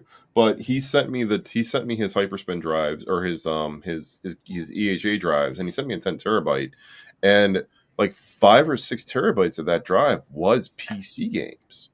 Dude, it's like filler PC games. Yeah, it's not even like stuff. Dude, the like I said, right now, this one right here is this is the boot. So I'm anxious to see what's on this because I'm assuming it's got like Super Nintendo. It's got like the main. The boot has to be SSD because if the boot is USB, you can't boot from it. You can boot. That would be the boot drive that would go into the thing. Vic, do you have? It has to be an SSD because I know the boot. No, it's not an SSD. No, they were using hard drives because even this one this is a boot drive. Yeah, but the older versions were using hard drives. So Vic, do you have one of these, Vic? I have laying around like the actual like I have the Western Digital thing that I could connect this to. But does it give you that hard drive actual power? Because this gives it the power. All right. Yeah. So like I said, I shuck these if you don't. I shuck the Western Digitals all the time. So this is the only one I haven't looked at. And obviously you don't have to boot it into Windows. You can just plug it in. Yeah. It's gonna come up as like a E drive or whatever. Yeah, but exactly. Actually, JB taught me the trick, and I was having some booting issues on my PC. If you disable USB boot, it will boot real quick. It will just bypass any external drives. It won't read any of those. It will just. I probably got to do that to that guy's Megacades because that's what I was doing, and it was. I sent you guys a picture of the desktop, and it was just nauseating. And I told you so. Integrum, James whatever his name, right? What's James? Jason. Yeah. Dude, Jason, I couldn't change it. That was the thing that annoyed me. His exit script on Launchbox is escape plus apostrophe. Isn't Jason locked? It's locked, but I don't think it's escape plus apostrophe. It should be just escape. No, it was a 2-button combo. And I had to set up this guy's Megacade to do this 2-button combo. I had to go into iPack and add apostrophe so he could exit. That's odd. Why would it was like, and like for me, like I know Launchbox and Big Box, so I'm like and I went into Launchbox and I changed the thing to exit game to escape, wouldn't stick. It wouldn't do anything. I needed to do this whole. If it's because of RetroArch. No, I even changed RetroArch's thing, the exit. Odd. Good comment. But it was just I felt so bad for the dude because he wants to sell it, and I'm like, yo, all he really wants is like light gun games. So I'm like, dude, just make it a light gun build, like just. Yeah. But he's got this fucking behemoth 50-inch Megacade that he spent $12,000 on. Oh, I don't know how much he spent, but he's got the whole 50-inch marquee on the top. I think those Megacades go for like $5,000. No, they started. No, they're expensive. Really? They started 7, yeah, they started. I bet that's pricing from that's like 2020, 2021 pricing. Yeah, no, they're going higher now, probably. Oh. They don't. In all fairness to EHA, they have employees. A lot of employees. Right. Yeah, and they have a building, so they're paying rent. They have employees. Multiple CNCs. It's a business. So you're also paying their rent. You're also paying their employees. Things like taxes. That. Yeah, exactly. The only reason I brought it up was that, like we were talking about before with these drives. I personally don't do drives. I don't want to deal with the headache. Joel does great with especially the light guns and all that. It's just like to keep up with, dude. It's just like I see. No joke. I went to this guy's Megacade, and I'm like, yo, I just can't fathom. Dude, he had 2 power strips just to power these. I'm like, dude, like why? Like and it had nothing in it. So going back with Retro Shooter, somebody actually just posted in Retro Shooter that they're complaining about. They have an issue with Chris's drive. Cool Mod. Yeah. So everybody's like, why don't you just message Chris Cool Mod? Like, why are you making a post? Exactly. And did you see it? Did you see it? I didn't see it. I haven't looked. It says here, out of the 700 plus games on this drive, I can only play very select few arcade games. 700 games? It's a 2 terabyte Retro Beast light gun build. I know what it is, but I didn't realize it was 700. Last thing I don't know what these 700 games are. There's a lot of duplicates. Dude, that's not even that's like enforcers. That's like quadruplicates. I can't figure out what they have, but so he's got 2 issues there.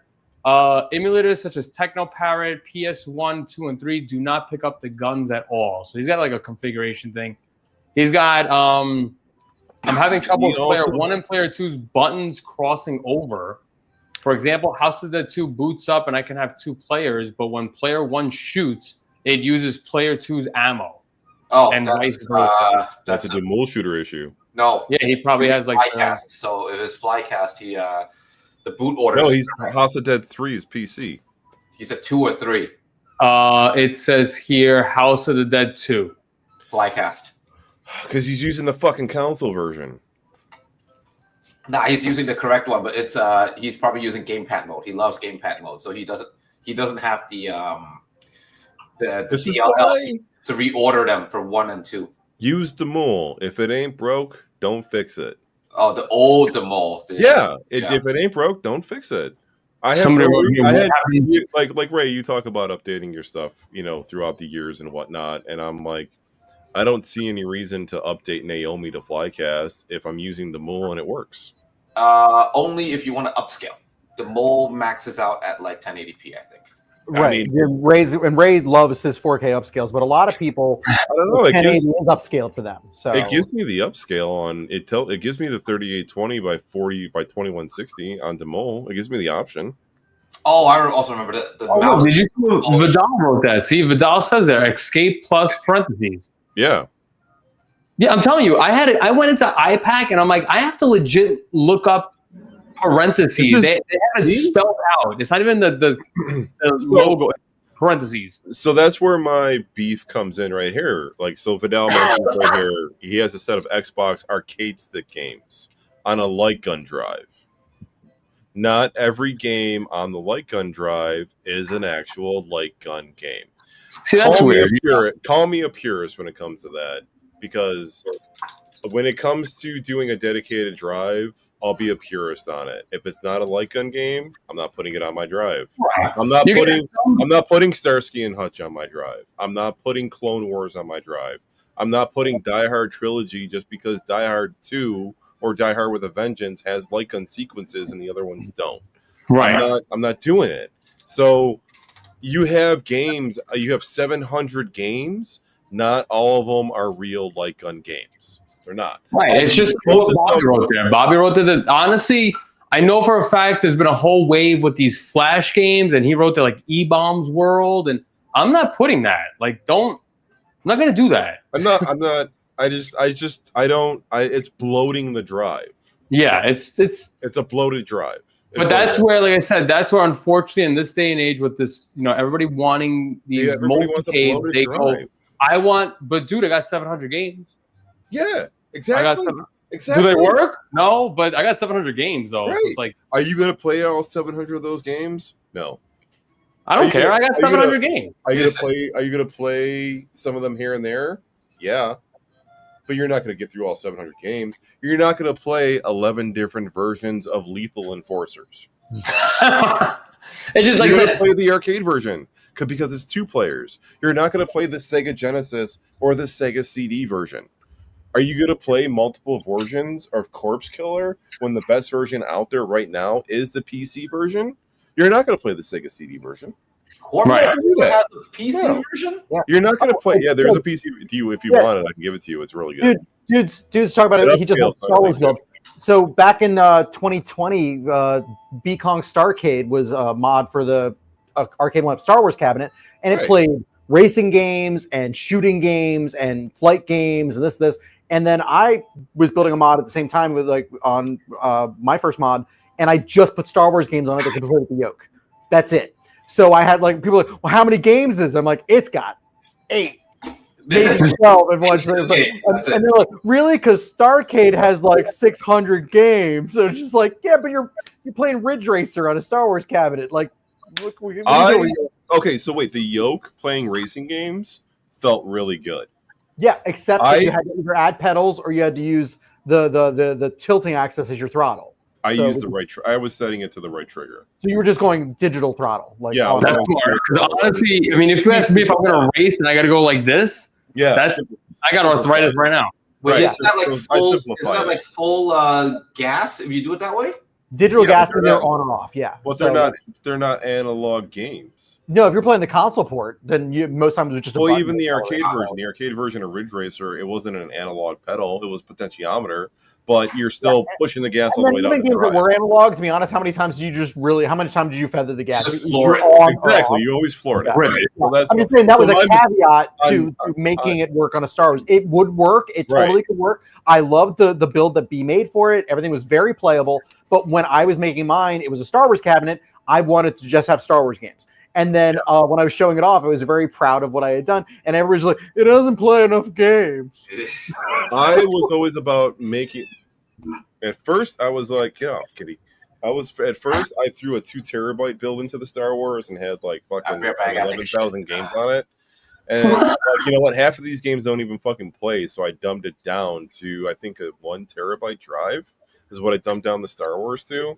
For playable stuff, like PS1 games. I never realized that PS1 games, when you're using a wheel or the yoke, like Gran Turismo or Test Drive, when you turn left, you're going all the way left.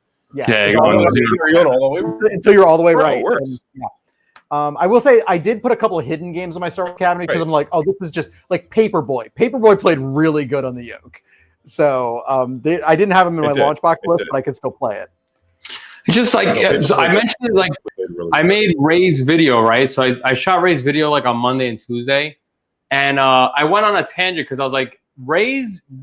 I like what I did with Ray because it was literally just the cabinet.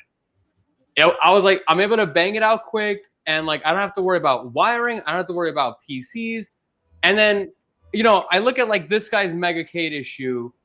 It was funny. I was talking to somebody else that they have this. The arcades are fun, and the dude told me he's like, I bought it, but I knew I wasn't gonna use their PC or their games, so I knew I was gonna buy a new system. So I'm like, why did you pay Arcades Are Fun for a full blown build? I hate them.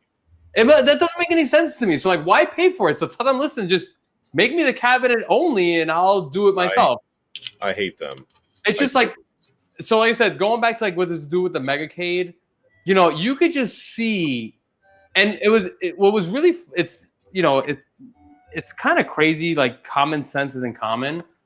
So this dude, like I said, he would power on. He would flip a switch. The cabinet would boot. Like the PC's booting, but so the TV would turn on. It said LG or TLC, TCL. It would then go into no signal. And he's like, "This doesn't work. It's broken." And I'm like, just wait, because it's got the TCL logo, and then he's got the active marquee though. It's showing the Windows circle. Yeah. And I'm like, dude, you just gotta wait. He's like, yeah, but it says like no signal. I'm like, I understand, but because you have the second marquee booting up top, stupid. Yeah. I was like, look, I could see the window, but you know what it is with the like Windows 10? It's just a black screen with a white, Yeah. it's a white circle with dots. Like that's it. Yeah. So I'm there. I went to this dude's house like 2 or 3 times because he also has pinball. So the first time I went to go fix his Megacade, I went and I turn it on and I'm talking to him and then it boots. And it took like 8 minutes, but I'm like, oh, it boots. He goes, oh, like, of course it's going to work when you're here. And I'm like, all right, let's reboot. So we rebooted and then it booted up like in 5 minutes. And then we rebooted and then it took like 10 minutes. It was going on and off. So I'm like, dude, I'm here. It works. Like, I don't know what you want me to do. So he's like, oh, can you at least try to help me get like my light gun games to work? And he was using Integrum. Oh. I'm like, all right, let's test this, right? So, dude, he actually has 2 Gunfry R's he bought from Ray. Plugs in the guns, they don't work. Because you don't thing to do it. You don't get Windows chime. Oh, so really? what do I look, dude? What do I see? I look at the fucking USB. They're not connected. Ripped out. Like not the gun. Like the USB female. Yeah. Ripped out. Oh. Nice. So I told him, I was like, what a terrible drive. I was like, you have no like USB for this. So he goes, I didn't know that. This worked before. And I'm like, you must have ripped somebody it out. yanked on it. Then I'm like, is he gonna blame me for fucking ripping out like? So I sent them the 2 Amazon links. Much better. Dude, I literally go home. He texts me, he goes, it's doing it again. It doesn't power on. I'm like, so then that was where the second time I went, I looked in the cabinet and I saw all these external drives. Nothing. I'm like, why are these all plugged in? Like, what you want Integrum? It's one thing, and I'm like, there's 4 of these. I just disconnected them all. Yeah, and his PC's booting within like 30 seconds. Dude, I left. 2 days later, he goes, it's doing it again. I'm like, dude, I don't know what to tell you now. I was like, you might need a new computer because it was like dated. I don't know. But he's like, I just want to play like Pac-Man and my light gun games. And I'm like, it should be easy. Like, but unfortunately, like, because you're going through me, I don't like externals. I just have this big thing where you're bottlenecking. So I'm like, you right now are booting your PC and you're pulling Launchbox, Big Box to start. And most recent.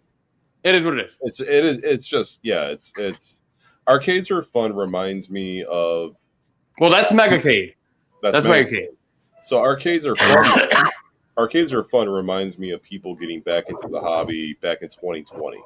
I don't even know how they're still around because, for one, I've seen that arcades are fun up close and personal. It was somebody had a 43-inch screen on theirs, and the deck was only like 12 inches from the screen. Right? Yeah. So for one, you're too close to the screen. Yeah. So my eyes are hurting. You got to be 18 inches from that screen on something that big. You have to be. Yeah. Minimum 18 inches. So I was like, all right, for one, this is already that. 2, they're using cheap-ass controls. But 3, they're giving you a drive that is... Walking Dead's not free. No. But sorry, I missed it. I said Jurassic Park was the most recent. I was saying Walking Dead came out after Jurassic Park did.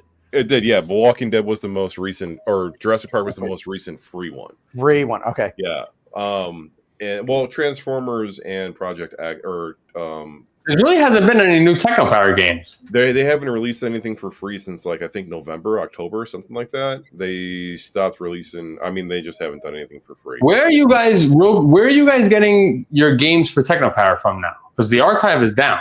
I haven't from you guys. I don't think there's been anything new that's been released. Virusman website. That's the only one left. Firespan? Virus Man website. Oh, I can't do that site, dude. That site is so fucking confusing. Yeah, there's a don't lot understand what I'm of like fake links, but you know, I know how to access it. I learned Dude. So I'll just wait for Ray to give me the game. not unfortunate. I have this. I think I told you guys about it. So I mean, it's cool. For like the past 2 months, I have this autistic kid that found me on Facebook. Yeah. And he messages me every day because he wanted Guitar Hero. And he's like, how do I get Guitar Hero Arcade? And I was like, oh, I have a standalone PC version. Then there's like a Techno Power version. He wanted the Techno Power version. He's like, how do I? But it was funny because like the way he would type, it's the same game. He would type the same sentence every day. How do I get good? So, dude, for like 2 months, I'm trying to help him. Yeah, I finally made like just an all-in-one thing for him. I was like, here, download this. Like, go ahead. So, dude, I give him Guitar Hero, and all of a sudden the next day, it goes back and forth because he messages me on. Right? Huh? He probably couldn't get it to work. He couldn't get it to work, but I AnyDesked in. Yeah. But like, he messaged me from his dad's account. So like, the kid will message me at like 8 o'clock at night saying like, "Help me! Why aren't you helping me?" And I'm like, "Ooh, like I'm like it's 8 o'clock. I'm with the kiddo right now. Like but like I understand the situation." So the dad would be like, "Oh, I'm sorry, my son." You're in a Dude, we're going back and forth for like 2 months, and I finally get Guitar Hero working. But now he wants more games. He wanted Galaga. He wants Galaga Assault. So I was like, that one doesn't work properly. But you need a subscription. That too. So I told the dad, I was like, you got to now buy a subscription. I can't really help you with that. Go to this site. And he's like, oh, I did this before, but it was like a headache. And the biggest thing is that the kid can't find the games. And dude, it took me like 2 days to locate Galaga Assault. Like, I'm like, why is it taking so long to find Galaga? That's when you message us. Yeah, you could just ask me. I have that already. Yeah, that's when you message us, and when you don't message us, you go to the Wizards. And when we don't go to the Wizards, you know, the man who gets all the cracked games needs help finding a game. Somebody will give you that game. But Techno Powered. Fuck Techno Powered. I fucking hate Techno Powered. Like, anything but Techno Powered I could probably find. You know what I love now? I love Switch. Yes. You love making your own Switch. No. Don't talk about it. I got the MIG, and it works. Wow. Now, did you? It doesn't affect like your account. You got to play it in airplane mode. You got to be off Wi-Fi. So here's the thing, right? So even if you're using a backup version of the game, the real game, right? You can't play it online. Period. Right. You cannot. All right. You can't be on Wi-Fi when you're playing it. Period. Sorry. All right. So you got to switch to airplane mode, and then when you take that out and you play a regular game that you've had on there, you can take it off of Wi-Fi and play a regular game that you've had on there, but you can't play another version of the game that you were playing as a backup. Okay. So you can't. So like, let's say you were playing Donkey Kong Country Returns, right? As a backup. You can't download it from the eShop and then play it on that same Switch. You'll get banned. Right. That's what I figured there's something there. So that's the only thing. So you just can't play the real version of the game that you've been playing as a backup. But you can turn the Wi-Fi back on. You can go on your N64 online. You can go on your NES online. You can go to the eShop. You can play all your digital games. You can be on Wi-Fi. You can play any of the other games that you've been playing. You just can't use the backup version of the game with a real game. This won't play ROMs. You have to actually back up a cart. It will be the XCI version of the game, but you need the certificate and you need the initial data, and the initial data is only provided by the cart. So you have to. There's a dumper. There's a dumper, which is what I got. I got the dumper, and it gives you those 3 files that you specifically need. But now, so I was using a torrent to test it out with, and using a torrent site and downloading versions of that with just the 3 files: the initial data, the certificate, and the XCI. Right? We're talking about Switch here, and those were working, He's right? talking about Switch here. The Chinese guy say those were working, right? And there was no ID with the game. It was just the name of the game. Now, when I did the dumper, I needed to have the ID of the game in the brackets along with the name if I wanted to have the name of the game on my card. I could always just use the ID with no brackets, right, and leave it like that in a folder and put it on, and then it'll recognize it as the actual game. Correct. Would it show? It would show like the logo of the game. It would show it would look just like the game on the Switch. No but problem. It just didn't have the title. But on the SD card, you're only looking at the ID. Right. So in order to organize it correctly, you have to put the name of the game correctly, spelled correctly, plus the parentheses, the ID, and then the rest of it. And then all the other files have to be named the exact same way. They have to be the name of the game with the ID in parentheses brackets, and then so forth. So it does work. I did not try to use it on the emulator yet on PC. That's what I'm curious if it's going to work. What? I haven't tried to use a dump. You mean the dump? Yeah, I haven't tried to use a dump on the emulator yet. So that's what I want to try. If you put your Switch online, do you make sure that the MIG is out? Yeah, I do. You have to make sure of that. So I mean, I don't know if you have to make sure of that, but I do. Like when I went to go play N64, I wasn't messing around when I wanted to play GoldenEye. So I just took out the MIG switch, put it on the side, and I turned on the Wi-Fi, and I was good to go. So my only I have thing two is switches. I did it on both of my switches, and they're both working fine. My only thing, like I said, if you have a kid that accidentally is on Wi-Fi and then launches, that's it. Well, you can do two things here. So, I mean, if you go to launch the game that was on the MIG switch, right? If you're offline, you're not going to go online. So you can either disable your network or you can put it in airplane mode. Right. So I completely disabled my network. I took the Wi-Fi off it, is what I did. And then I turned the Wi-Fi back on when I wanted to test it out. So I know better than that. I thought of that, Vic. I was like, as soon as my kid hits the game. So with the MIG switch, you have to hit a button on top of the cart to change the game. Okay. Oh. So say I have 50 games on the cart. I have to press a button to change the game. They'll all appear on the Switch, but only the game that the MIG is recognizing will be the one that you can play. So let's say I have Donkey Kong Country Returns in my box that I was just playing, and then I have Pod Racer next to it. And if I go to play Pod Racer, that wasn't the game that was selected, it'll say insert cart. Yeah. So it only just like trying to play a game that you've installed, but you don't have the physical cartridge in there for it. So. Exactly. The Switch thinks that you've played the game on the Switch, but it's not seeing it unless you're pressing the button to be on. Does it give you that like icon with like a cloud and like the down arrow? It does. Yeah, it does actually. Yeah, no, it's like I said. So with the hacking scene, I get that where people go and update a game and then that's it. It's a wrap, or they try to update the Switch itself. So. Oh yeah, if you update the firmware, that's done.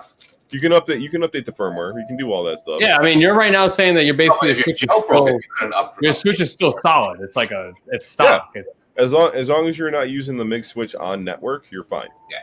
I think the thing is that if two games that have the same certificate files are online at the same time, Nintendo will immediately flag them. Okay. Exactly. Yeah, it's you can't. Certificate. So someone dumped this one, and someone's using the dump. Yeah. Well, so that kind of destroys the freaking secondhand market, where you never know that a game you buy at GameStop secondhand has been dumped or not. So that's true. That's very dangerous.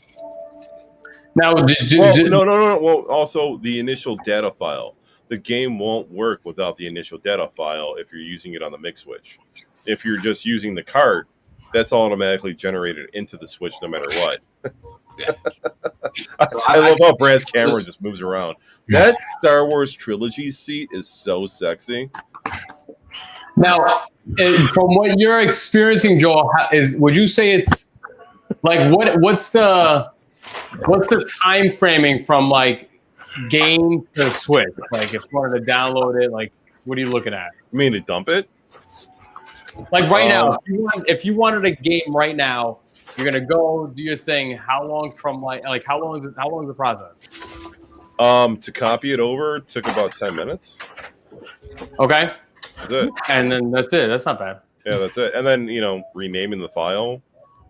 So maybe 10, 15 minutes of copying over, renaming the file. And then when you transfer it to the SD card, the 8 gigabyte games, most of the games I realize are about 8 to 9 gigabytes. Some of the bigger games like The Witcher are like 30 gigabytes, and Metal Gear Solid was 30 gigabytes. But I'd say 90% of the games are 8 gigabytes. To transfer that over, I'm using a 2.0 SD transfer, and it takes about 8-9 minutes to transfer it over to the card. So you figure maybe about not bad for USB 2. Not bad. I say so from transferring the game to your computer and then transferring the game to your SD card. I'd say you're maybe 30 minutes. No, see, so the only reason I asked that is because I said I still got my modded one, and for me it's like your modded one, you don't even need the certificate or the initial data. You can just use the XDI from the game. Right. So that's where I have past customers that are like, yo, this is so like for me, I could go, I'll download, I could upload to the Switch within like 10 minutes, let's say. Let's like Donkey Kong. Right. Downloading the game is probably the longest part. And then sending it to the Switch, it's not that bad, but I do DBI, so I have to connect the Switch to my PC. So I have like people that are like, yo, like I don't have a PC, I don't want to like download, and I'm like, that's like we have like the you need a PC if you're doing a modded Switch. Right. But we have like tinfoil, like I have the tinfoil shop. I have a shop, but it's like, dude, it would have taken like a 2 gig game. So every time I press download, dude, it downloads at 1 megasecond. But that's not a Switch issue. That's like the tinfoil shop. It's a server issue. Right. So it's like I sit to the guy, I'm like, you have to either sit and let it wait, or me, I'd rather download it, put it, like I'm done in like 10 minutes. But everybody's like, like I don't want to download, and then like this is like I need something simple, and I'm like, all right, is maybe this MIG switch something that people want? And it doesn't sound like it's much more complicated than the tin. Right, that's not like it sounds complicated. No. I think the MIG switch is a lot more simpler because I modded my version 1 Switch, and then I let it die. I didn't turn it on for months, and then when I turned it on, it completely reversed itself. It reversed the mod. So my SD card wasn't corrupted.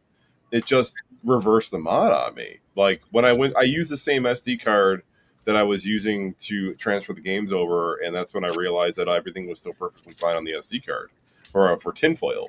So my mod reversed itself on me. So the mod can reverse itself if you let it die and then you need to revive it. If you don't revive it, this is why you need a PC for a modded Switch, because you need to revive it. It's a half tethered mod. I remember. The only other big thing I keep in mind with that, you could put I was going to do a 1 terabyte and do it for 300, and with games on it, with like 100 games, and all you have to do is just plug it into the Switch and then hit the button to change the game, and then just make sure you're in either airplane mode or off your Wi-Fi, and you're playing the game.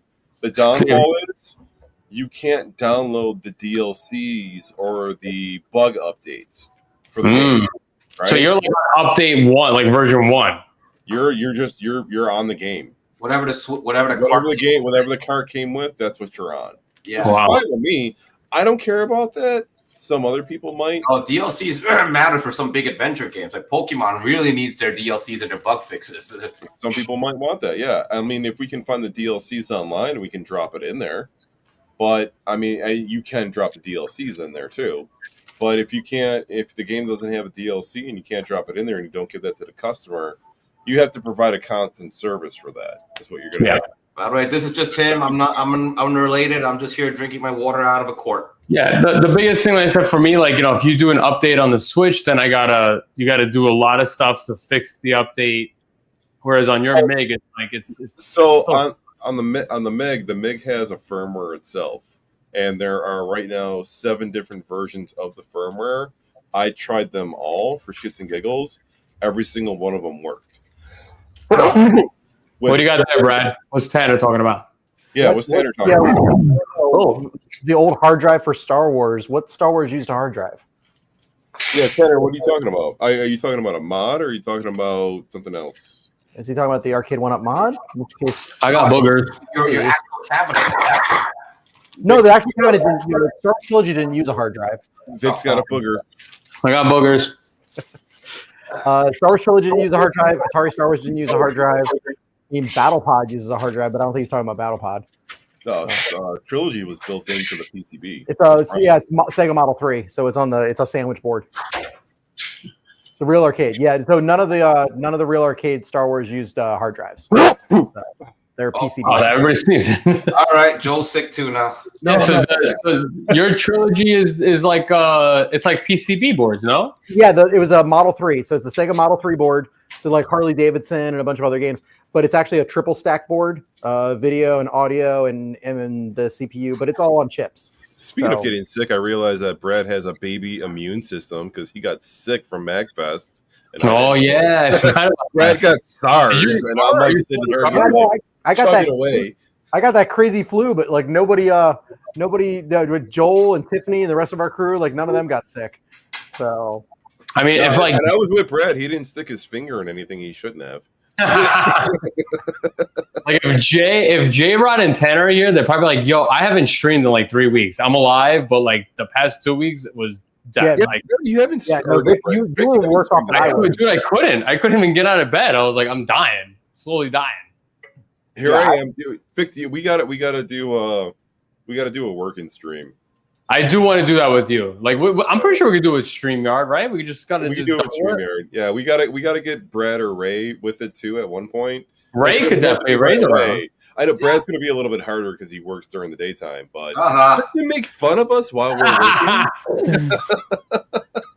That's it, just to make fun of us while we're working. So yeah, I do tune into even if I'm at work, I do tune into your work streams, Joel. Even if you don't, that's fine. It's a lot of fun to do that, and you know what? Mentally, I feel like I'm not alone. Oh, that's cute. Yeah, and that's the biggest thing. Vic, you probably know what I'm talking about. Yeah. Ray, you probably know what I'm talking about. I don't know if Donna's there all the time, but No. you know, when you're working in the garage by yourself and it's like it's silent, like, and then things are going wrong, and you're getting. It could take a mentality on I told you to live in Buffalo. If you're in New York, you're never alone. There's like 50 billion Chinese people outside my door. Great witches even alone. Like Vic's neighborhood looks like my neighborhood, and so does Brad. Oh, Vic's in the summer. Mine's pretty cool. I'll be honest. So mine's pretty cool because like in the summer I'll work with the garage open, then I'll have like just random like neighbors. Like, what are you doing? Like, there's a lot of houses on Vic Street. It's like, tight. By the way, anyone want to buy this? I got an iPack for sale. I'm not using this in a new I arcade. hate iPacks. I despise iPacks. The ultimate iPack IO. Anyone need one? Wait, are you getting? Hang on, Brett. Ray, are you getting rid of your RGB buttons? I can RGB without iPack now. I can use. He gave me them. I have 24 of the fucking gold leaf switches. I give all my gold leaves. You son of a bitch! I didn't really want to unscrew all of them. So yeah, let me know. I have them. So if you want me to unscrew them, I'll bring them back to you. No, Ray, if you're gonna give me that iPack for free, I'll pay for shipping. I'm selling this shit. This is like $100, isn't it? Like the ultimate. That's the one with the RGB on it. It is. I'll give you fucking $40 for it. Let me see how much this is. It goes $100 brand new. That's the one with the LEDs, though. No, doesn't that have the? Actually, you know what? You should give that, or you should either sell. You should sell it to Vic because he needs it. He's got the RGB. I don't want none of that. No, but you got the RGB gold leaf buttons. You don't need to use it, I'm those. Those are not staying. Regular. Those are not staying? No. I'll take those. I'll unscrew them. Let's talk offline. No, but sometimes someone in the chat wants these things. That's true. Like Ray sold like that computer like the last stream. Yeah, Ray. If somebody in the chat wants Ray's board, let's the ultimate IO controller. Vic and I. Oh yeah, Ray. So Ray's getting. What are you putting on your new cab? I'm going to be putting GP2040 PCBs, so they can control X input, D input, keyboard, and RGB, and they're half the price of like Brooks. What kind of buttons are you putting in?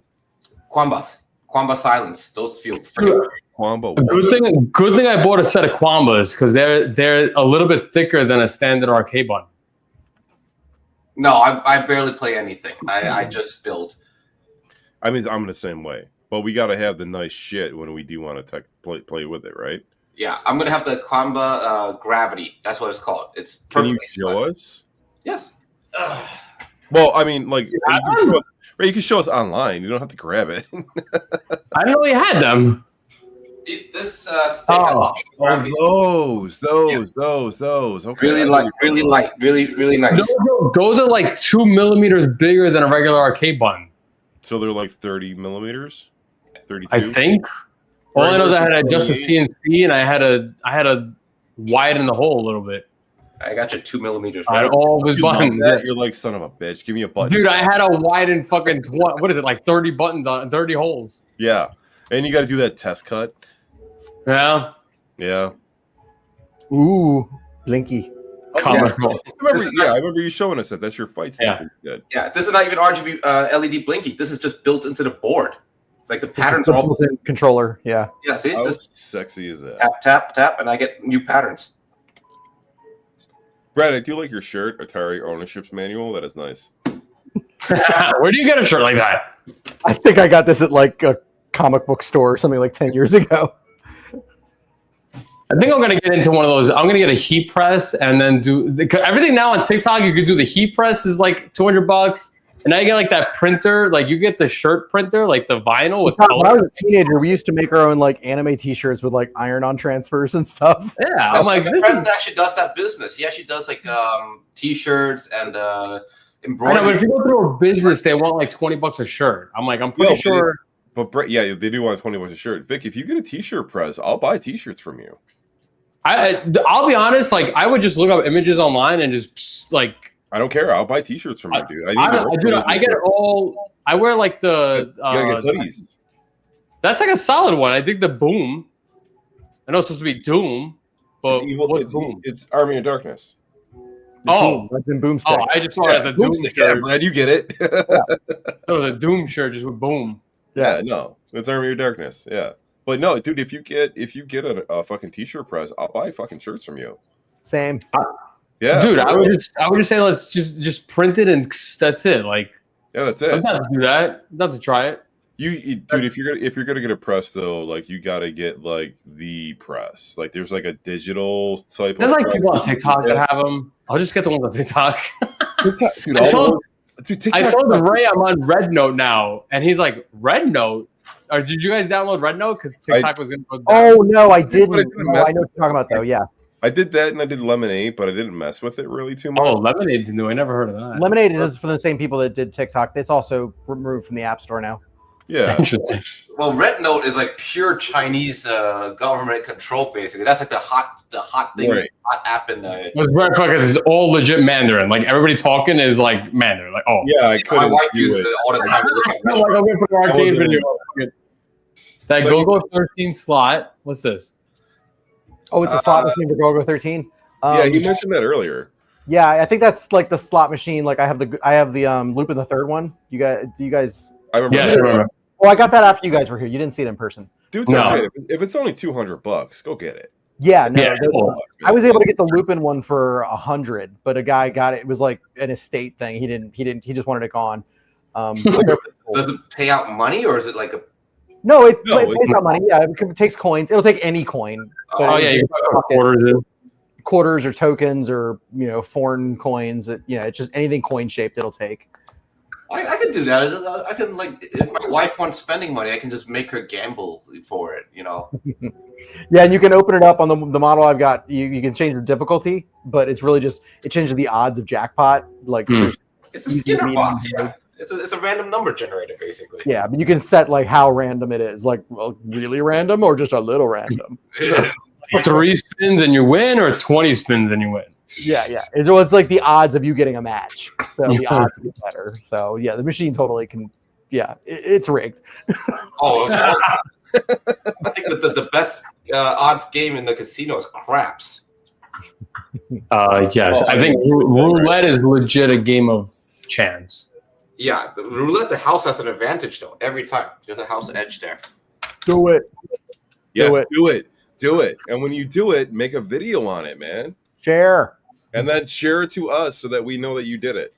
Yeah. I think if you can get anything gaming wise for like $200, it's like a no brainer. You just gotta grab it. It's a no brainer, yeah. I mean, it's There's slot machine's a slot machine, right? Like you're iffy on a slot machine price, but I mean, $200 is $200. We can all afford $200.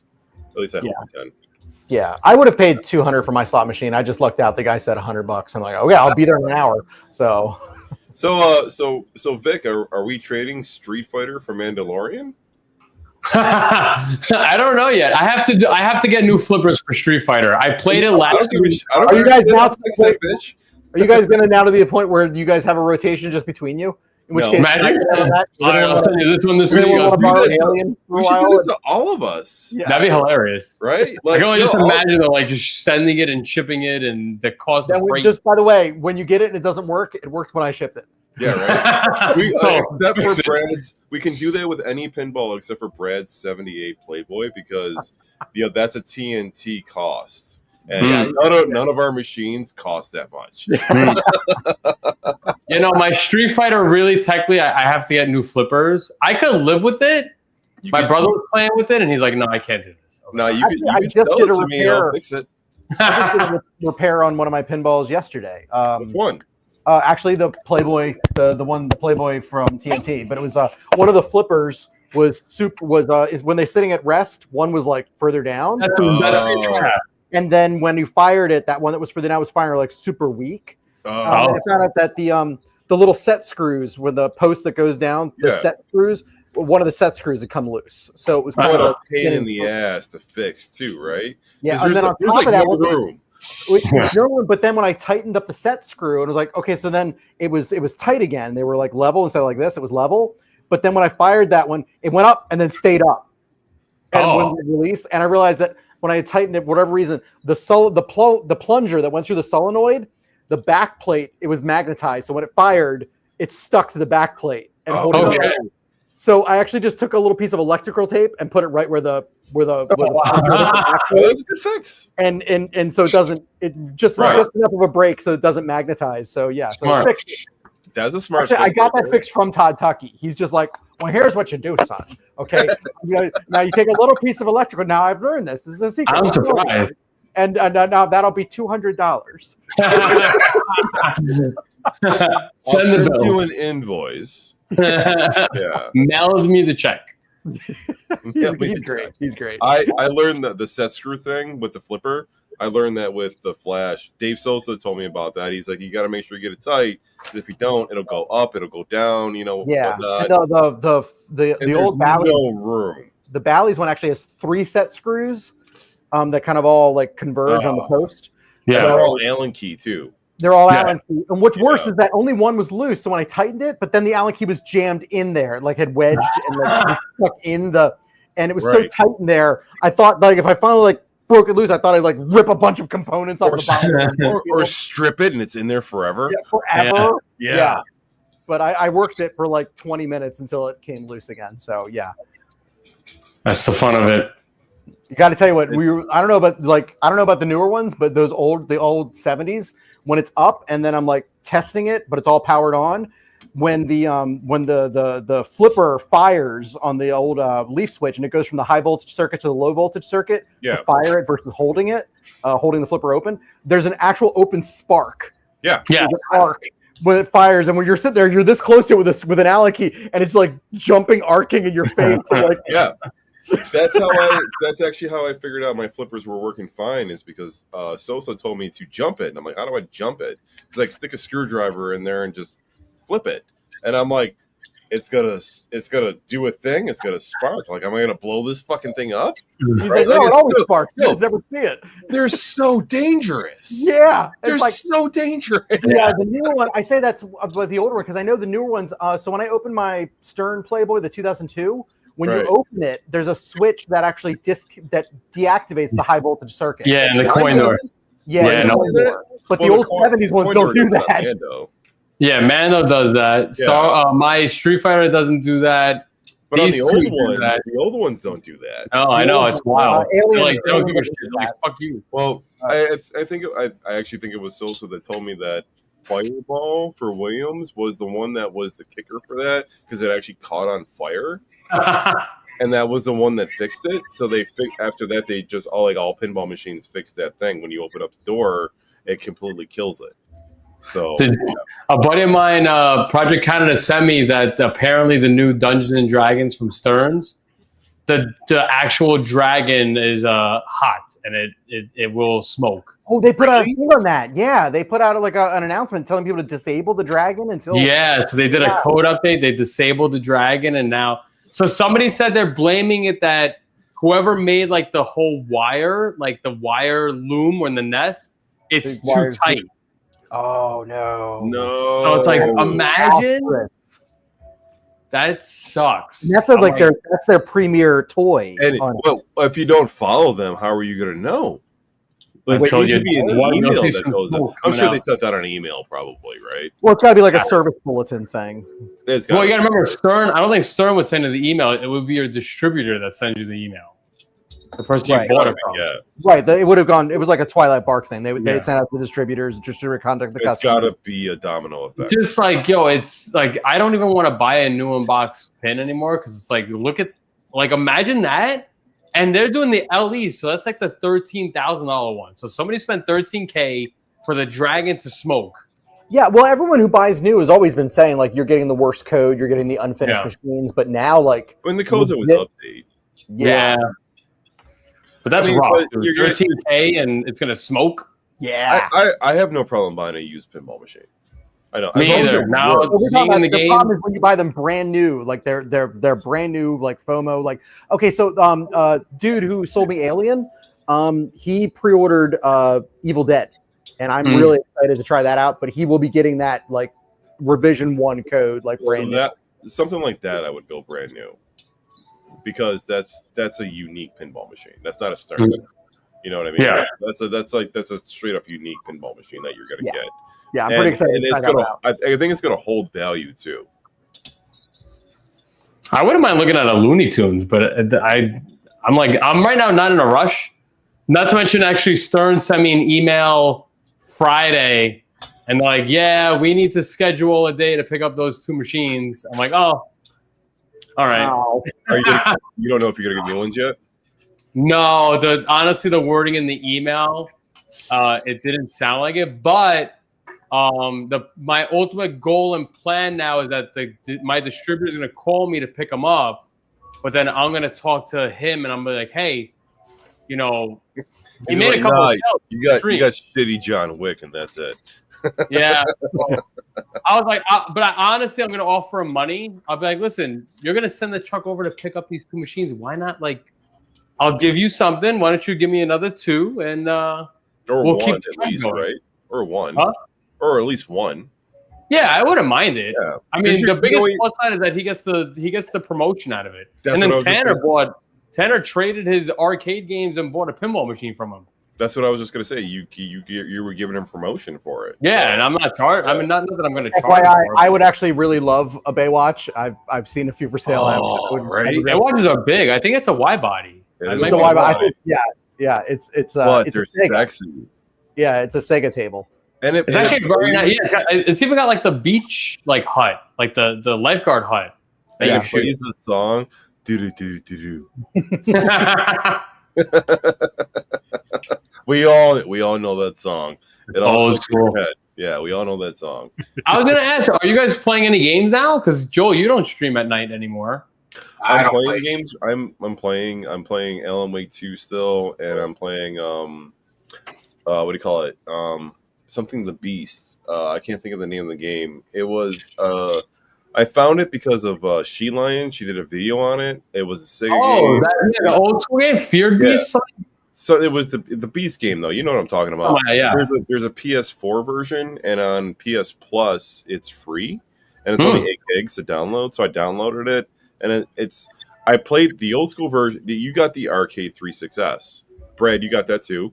It's on the Arcade 36S. The Mega Drive version is on there, so we can play that. Shadow of the Beast. That's what it's called. Oh yeah, classic. Yeah. Yes. So Shadow of the Beast is on the Arcade 36S, and then What is the Arcade 36S? What is the purple handheld I gave you. Oh, okay, yeah. I actually, but I have it on. I actually have it on original Genesis. I have the Genesis There you version. go. Perfect. Yeah. And it's a fantastic version of that game. But the new version for PS4, PS5 is free on PS Plus. If you have PS Plus, it's included. That is like a 3D version of the game. Fantastic, because there's lots of blood and you can like whip these fucking enemies around. So I was playing that the other night, but I haven't streamed. I haven't streamed at night just because I've been streaming during the day. Like I still have that mentality. Like you can only take so much of me streaming. You know, so yeah. Shadow of the Beast. It's actually got retro achievements if you do the Genesis Mega Drive version. Yeah, it's a fun game. The Genesis Mega Drive version is tough. Yeah, it's not. Oh, you know what I've been playing? I've been playing some of those homebrew ROM hacks that we picked up at MagFest. Nice. Battlemania 2, which was a trouble in America. There was a game called Troubleshooter, and in Japan it was called Battlemania. There was a sequel that never came to North America, so this is an English translation, fan translation of the sequel. So I have Battlemania 2 in English. I've been playing that. Tons of fun on Genesis original hardware. I was gonna say it's a Mega Drive game. Yeah. Wait, so this is a homebrew game though? Well, at MagFest, there was one of the vendors was selling a ton of homebrew or ROM hacks or physical cartridge form of Super Nintendo, Genesis, NES. And I picked up a couple. But yeah, this one wasn't a ROM hack. This was actually just a real game, but it was an English translation. So have any of the four of you, have any of the other three of you played Indiana Jones yet? I have I have my ways, and I got my way, but for some reason I have no audio. Really? I started and like you start and like you're following these three dudes and it's silent and I'm like, what the fuck is happening? Oh yeah, you need audio. You need audio for that game. Brad, I'm trying to figure out what the fuck happened. Why do I have no audio? But I've been enjoying Spider-Man 2. Honestly. Brad, do you have Vic? Do you have Xbox Game Pass? No, I have no. Vic has a peg leg and a hook hand. Good point. That's a good one. I'm gonna have to steal Brad, that. You have Xbox Game Pass? Do you have Xbox? Me? No, Brad. I know you don't. No, I don't. I have Xbox and Xbox 360, but I don't have a modern. PlayStation. I lost the Xbox Series. I lost in the divorce. I kept the PS5. The PS5. That's good because he plays. If you can get sound on Indiana Jones, you'll love it. Everything on Xbox Series you can play on PC. Yeah, exactly. If you can get a hold of that game and play it, you will love that game. No, it's gotten really good reviews. It got better reviews than the last movie did. What's that? Ritual Del says here, Indiana Jones isn't. It didn't come out on PS5. Not yet. No. It's going to, but it didn't come out yet. Oh wow! I'm gonna buy the PS5 version and just not open it because I've already played it on Xbox. Because I'm that guy. But the game in general is fucking fantastic. I highly recommend that to anybody who is a fan. I gotta find the. You don't even need to be a fan of Indiana Jones. Just being a fan of like on the Uncharted or like treasure hunting games. I love the Uncharted games. The Uncharted games are so they're great. And mind blowing. Chad and I, we got invited to a premiere event for Uncharted 3. It was in DC. Really? They rented out a theater and a movie theater, and they decked out the entire lobby like Uncharted, with like cargo nets and crates. And they had a demo with some of the developers, and then they had a tournament where they were picking everyone in the audience to form teams for a tournament. And Chad and I, we were there early, so we were team captains for the first two teams that went head to head. And the narrator, he went nuts because we're identical twin captains in the first round. But that was in 2011. So we were at the premiere for Uncharted 3 in that. So I'm such a good dad. The first game my daughter Izzy, my 13-year-old, ever beat was Uncharted 4 on PS4. Wow. Yeah. Because she was into like treasure hunting and like Indiana Jones movies. I'm like, here, kid. I'm like, check this out. Let's see how you do. She played the whole game all the way. That's awesome. Isn't that a great feeling?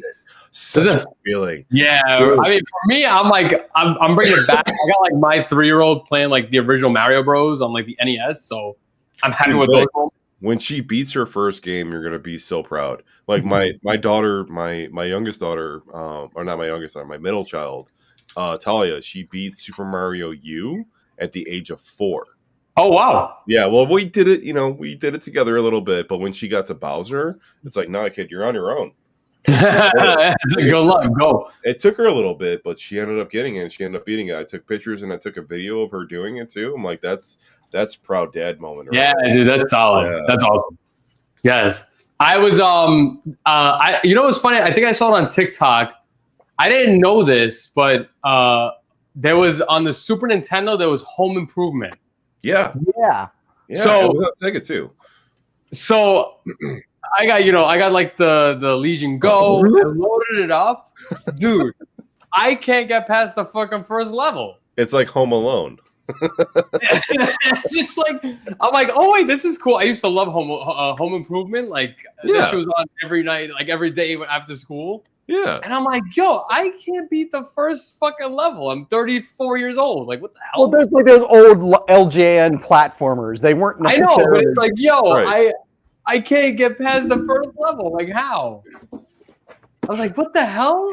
I legit can't. I don't know if you guys ever played it, but like you need to be on the Angry Video Game Nerd couch and yelling obscenities at it. Yes, I have to see if he has an episode, because if he does, I gotta watch it, because yeah, he has a lot on. I can't beat I it. don't know if there's on. I don't think there's one for. You should suggest that he does that one. So you gotta love, dude. That guy, that he's very cool because he's really into cinema, but his original stuff is great. Bobby Broadway caught a shot of my hi-fi back there. So oh yes. I'm into the dead media, guys. I love Betamax and High 8 and reel-to-reel and 8-track. I'm listening to records right now. So he has a reel. But yes, that's solid. I said I'm playing Spider-Man 2. I'm very shocked by it.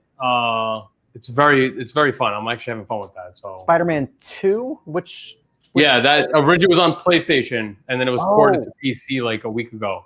Gotcha. I played while I was sick. I played Mafia 3, and oh my god, what else did I play? Oh, I played something else, and it wasn't that great. It's so terrible when it comes to like modern consoles. The only thing I've been playing for like literally a year tomorrow, I've been playing Helldivers 2. I was gonna say that's the game. I was like, you play Helldivers every day, so yeah. I'm hyper focused on one thing. What did I play?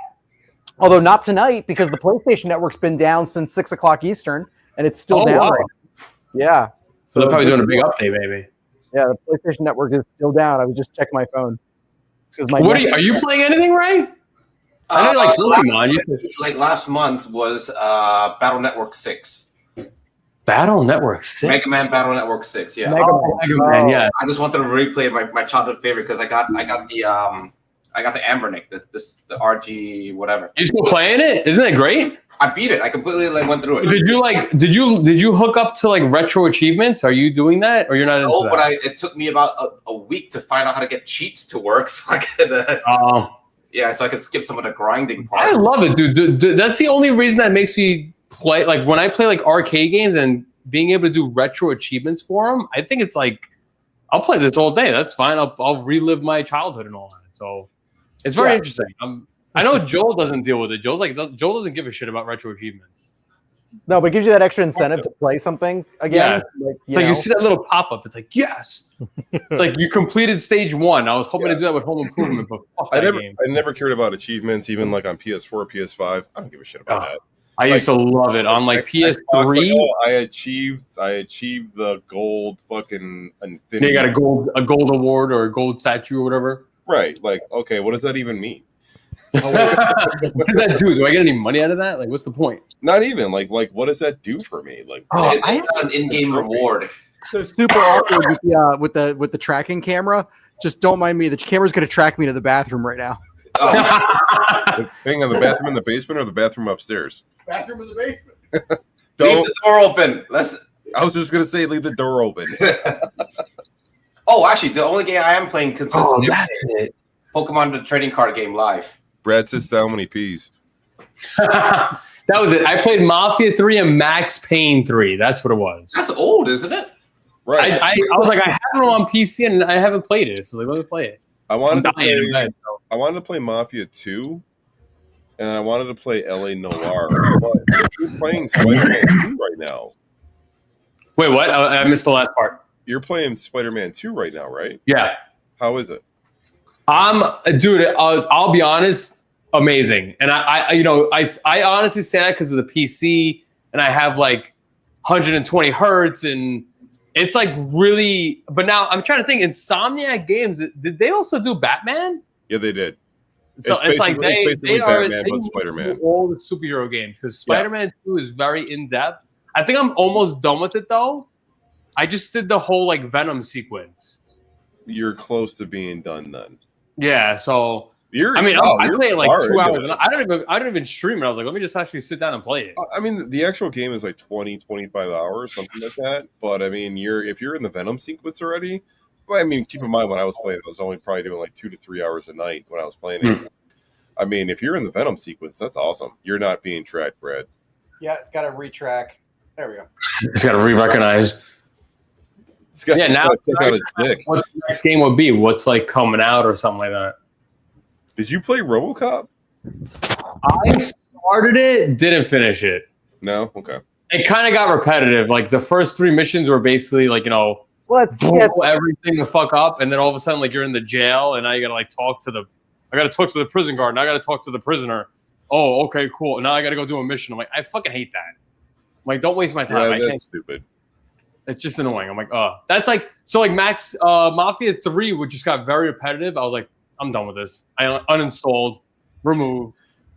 Mafia 3, yeah. See, Mafia 3 reminded me of Godfather 2, where it was the repetitive and taking over the territories. So Godfather 2, I really wanted to just kill all the territories and take all that over and then kill everybody. And that's what I did. And then in Mafia 3, I was playing it, and I'm like, it was completely monotonous, but it still felt very stealthy. If you can get a hold of Star Wars Outlaws, you might like Star Wars Outlaws better than Mafia 3. Especially now that they patched it. It got a huge improvement. Like, but the stealth, you know how you were stealthing in Mafia 3? Yeah, dude. So I'll be brutally honest, right? With Mafia 3, bro, I mean, I think you get like the silenced handgun. Yeah. You're done. I'm over there, like just bang, bang, and nobody hears me. I'm like, all right, let me just go this way, bang, bang, bang. That's exactly. People. And it's just one of the best parts of the game. I know, but it's like, had the stealth. When they first released, though, if you were playing a stealth level, which is most of them, the second you were detected, it just basically game over, and it made you restart the level. They patched it so that like they just come at you and kill you now, but it's not instant game over. So. Yeah, it's just like, to me, it's just funny because Mafia 3 had that thing where, like, if I miss the shot, let's say I hit the guy in the arm, and the guy's like, huh? And then, like, you hear a gasp, but nobody else around you hears it, but then you take him out with a headshot, and it's like, all right, it never happened. Next guy. But in Star Wars, they will hear that. It's like, honestly, the same thing with Spider-Man 2. I'll be like fucking doing the takedowns, and they'll be like, "What's that sound?" And then you just take them out. It's like, oh, okay. It's kind of funny because like, honestly, bro, with Spider-Man 2, you do the perch takedown, and it's got the whole animation where you're webbing him, and then like he actually does it where he like slams the guy's face against the ledge, and then he webs him, and I'm like, all right, let's be real. If you were working and like you just kind of turn and maybe look, you could definitely see your buddy webbed onto the wall. You'd be like, what the fuck? Like, how did you do that? Or hanging from the ceiling. Yeah. Spider-Man 2 had a lot of action and it kept me motivated to keep playing the game. The story the story mode and the action with the story. I didn't do any of the side missions. I kept the story the entire game. And the story mode for that game and the action in that game was just absolutely fantastic to me. It just kept me wanting more, especially when I got into the Venom mode. When I got into Venom, I'm like, this is fucking awesome. Like, it's really good. Yeah, like the Venom the moves for Venom, I thought were way better than the regular Spider-Man shit. Really? Well, I just got into Venom, so I'm right now. I wasn't really totally digging the Venom part, You'll get but into I it. haven't like web slang with like Venom yet. So Yeah, once you get into Venom is like a whole another like 6 hours. Yeah, he's a long campaign part of the mission. So it's like half of it's Spider-Man and Miles, and the other half is just straight up Venom, and then the end of the game. You probably got a good maybe 7-8 more hours to go in the game. oh, sorry, at least I'm enjoying it. I'm just trying to see real quick on Steam, like what's the next games coming up. There's not a lot coming up. Everybody's waiting for GTA 6. GTA 6 might. Everybody's still waiting for like a second commercial, like a second trailer.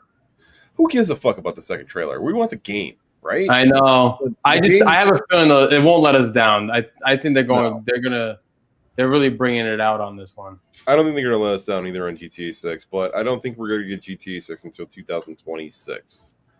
I think we're gonna get pushed because it's supposed to be like Thanksgiving this year, and I just think it's gonna get pushed to 2026. Like the beginning of it is what I think we're gonna get it. Yeah, I Now, don't see with it. a game like Xenophobe, we'd have that shit fucking 20 years ago. Brad,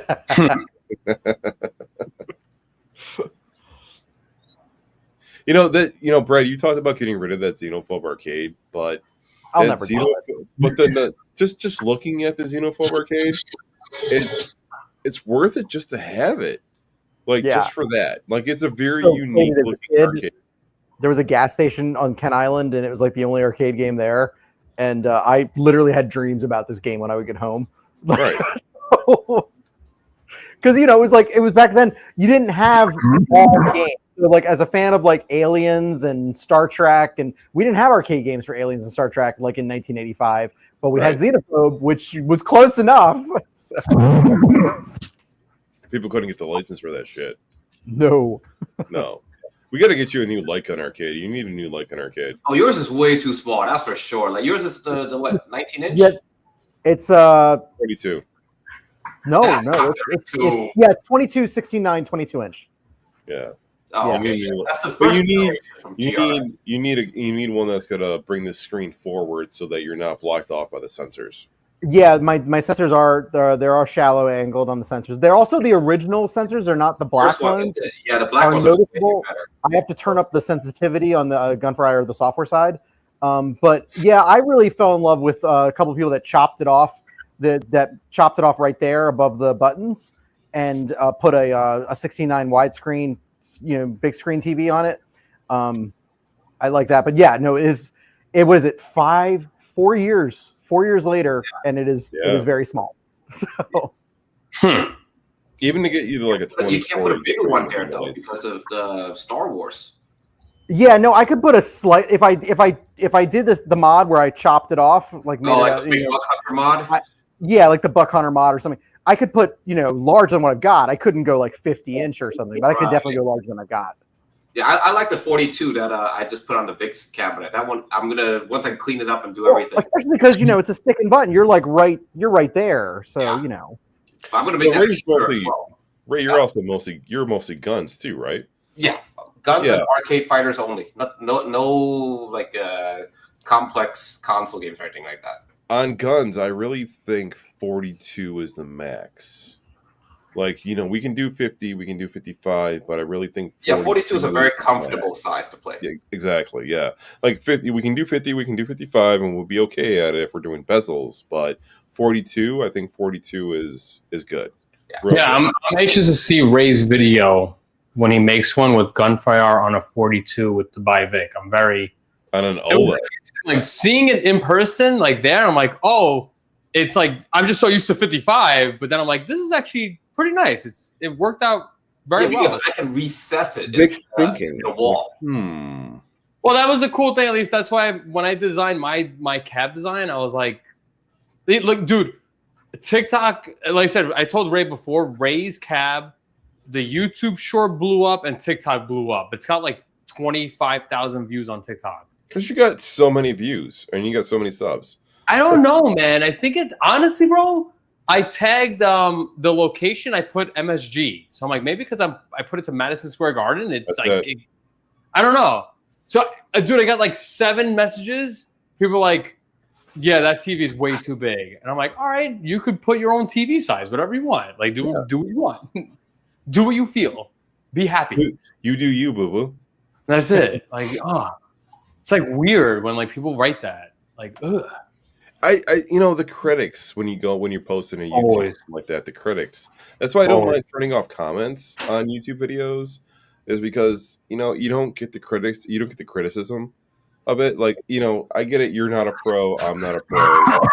I'll never claim to be a pro, but when you're saying like, oh, this is too big or that's too small or you should do this or you should do that, it's like it's not, it doesn't come off as constructive criticism. It comes off as straight up like sarcastic criticism. Yes. And it's like, you're fucking with my mental health right now. I don't want to talk to you. I'll be honest, my reply now is when you place your order, we could just customize it to your needs. There you go. That's it. That's it. That's a really good reply, actually. Yeah, that's it. Done. Next. Side note, I was looking up, we were talking about screen sizes. How big do you guys think the screen in Trilogy is? You got a 50 one or behind you? 43? No, 50 too big. I would say 48. I'm going 43. I would say 43 as well. Is 43? Yeah. Oh, wow. Nailed it. 43. Well, I know my Star Wars. Back then, a 50-inch screen is actually not that common, so the odds of that was low. Yeah, It well, doesn't look like you could fit a 50 in originally it was a 4 by 3, Right, you did a mod. You did an LCD mod. I remember. Yeah, I mean, actually, so Wasn't it originally a projector? it was a rear projection TV. Actually, it still is. It's just gutted. So but the shell is a rear projection TV. And I saw one online, somebody selling one. It still had the rear projection intact. The picture quality was super fuzzy, and the lenses. Those rear projections, you got to like wipe down the lenses and clean them out and everything. That clearly wasn't done. But what got me is how much bigger the picture looked when it was taking advantage of the full height of the aperture there. So, but yeah, no, I'm doing the bet's 43, and it's that's the biggest I could get in there with a low. Yeah. So essentially, though, the original with the TV screen went all the way up to the light bar. Bottom. Yeah. So it went. So the width was the same, but it went from here to here. So what do you short by, like 4 inches on the top? It's about that. It's yeah, I would say at least 4 on the top and 3 on the bottom. Oh, interesting. I thought the bottom was all the way at the like it was down. It's close, but there's the foot. So the little foot of the TV. So it's like this TV stand is like that. So now, if you had the option, it'd be difficult to say this, but if you had the option of a fully working, beautiful I have rear, seen a few people on Facebook Marketplace selling like old rear projection TVs, like free, come get it. I have thought about it. I have thought about it. that would add like an easy 400 pounds to the fucking cabinet. Yeah. Now I had those TVs growing up. My folks had those rear projection TVs like that. I remember to service them, you had to actually like open the back. There was like a tray of water for cooling those lamps, and the water was all full of dust and bugs and shit. And it's like, wow, shit. Easy. Oh wow, that's just like a 120-inch projector with gunfire. That's solid. If he has like really like strong LEDs, yeah. And you're having a distance. So You got it working though. He got it. That's all that matters. That it worked. Yeah. Vic, when you got one shot off. That's all that matters.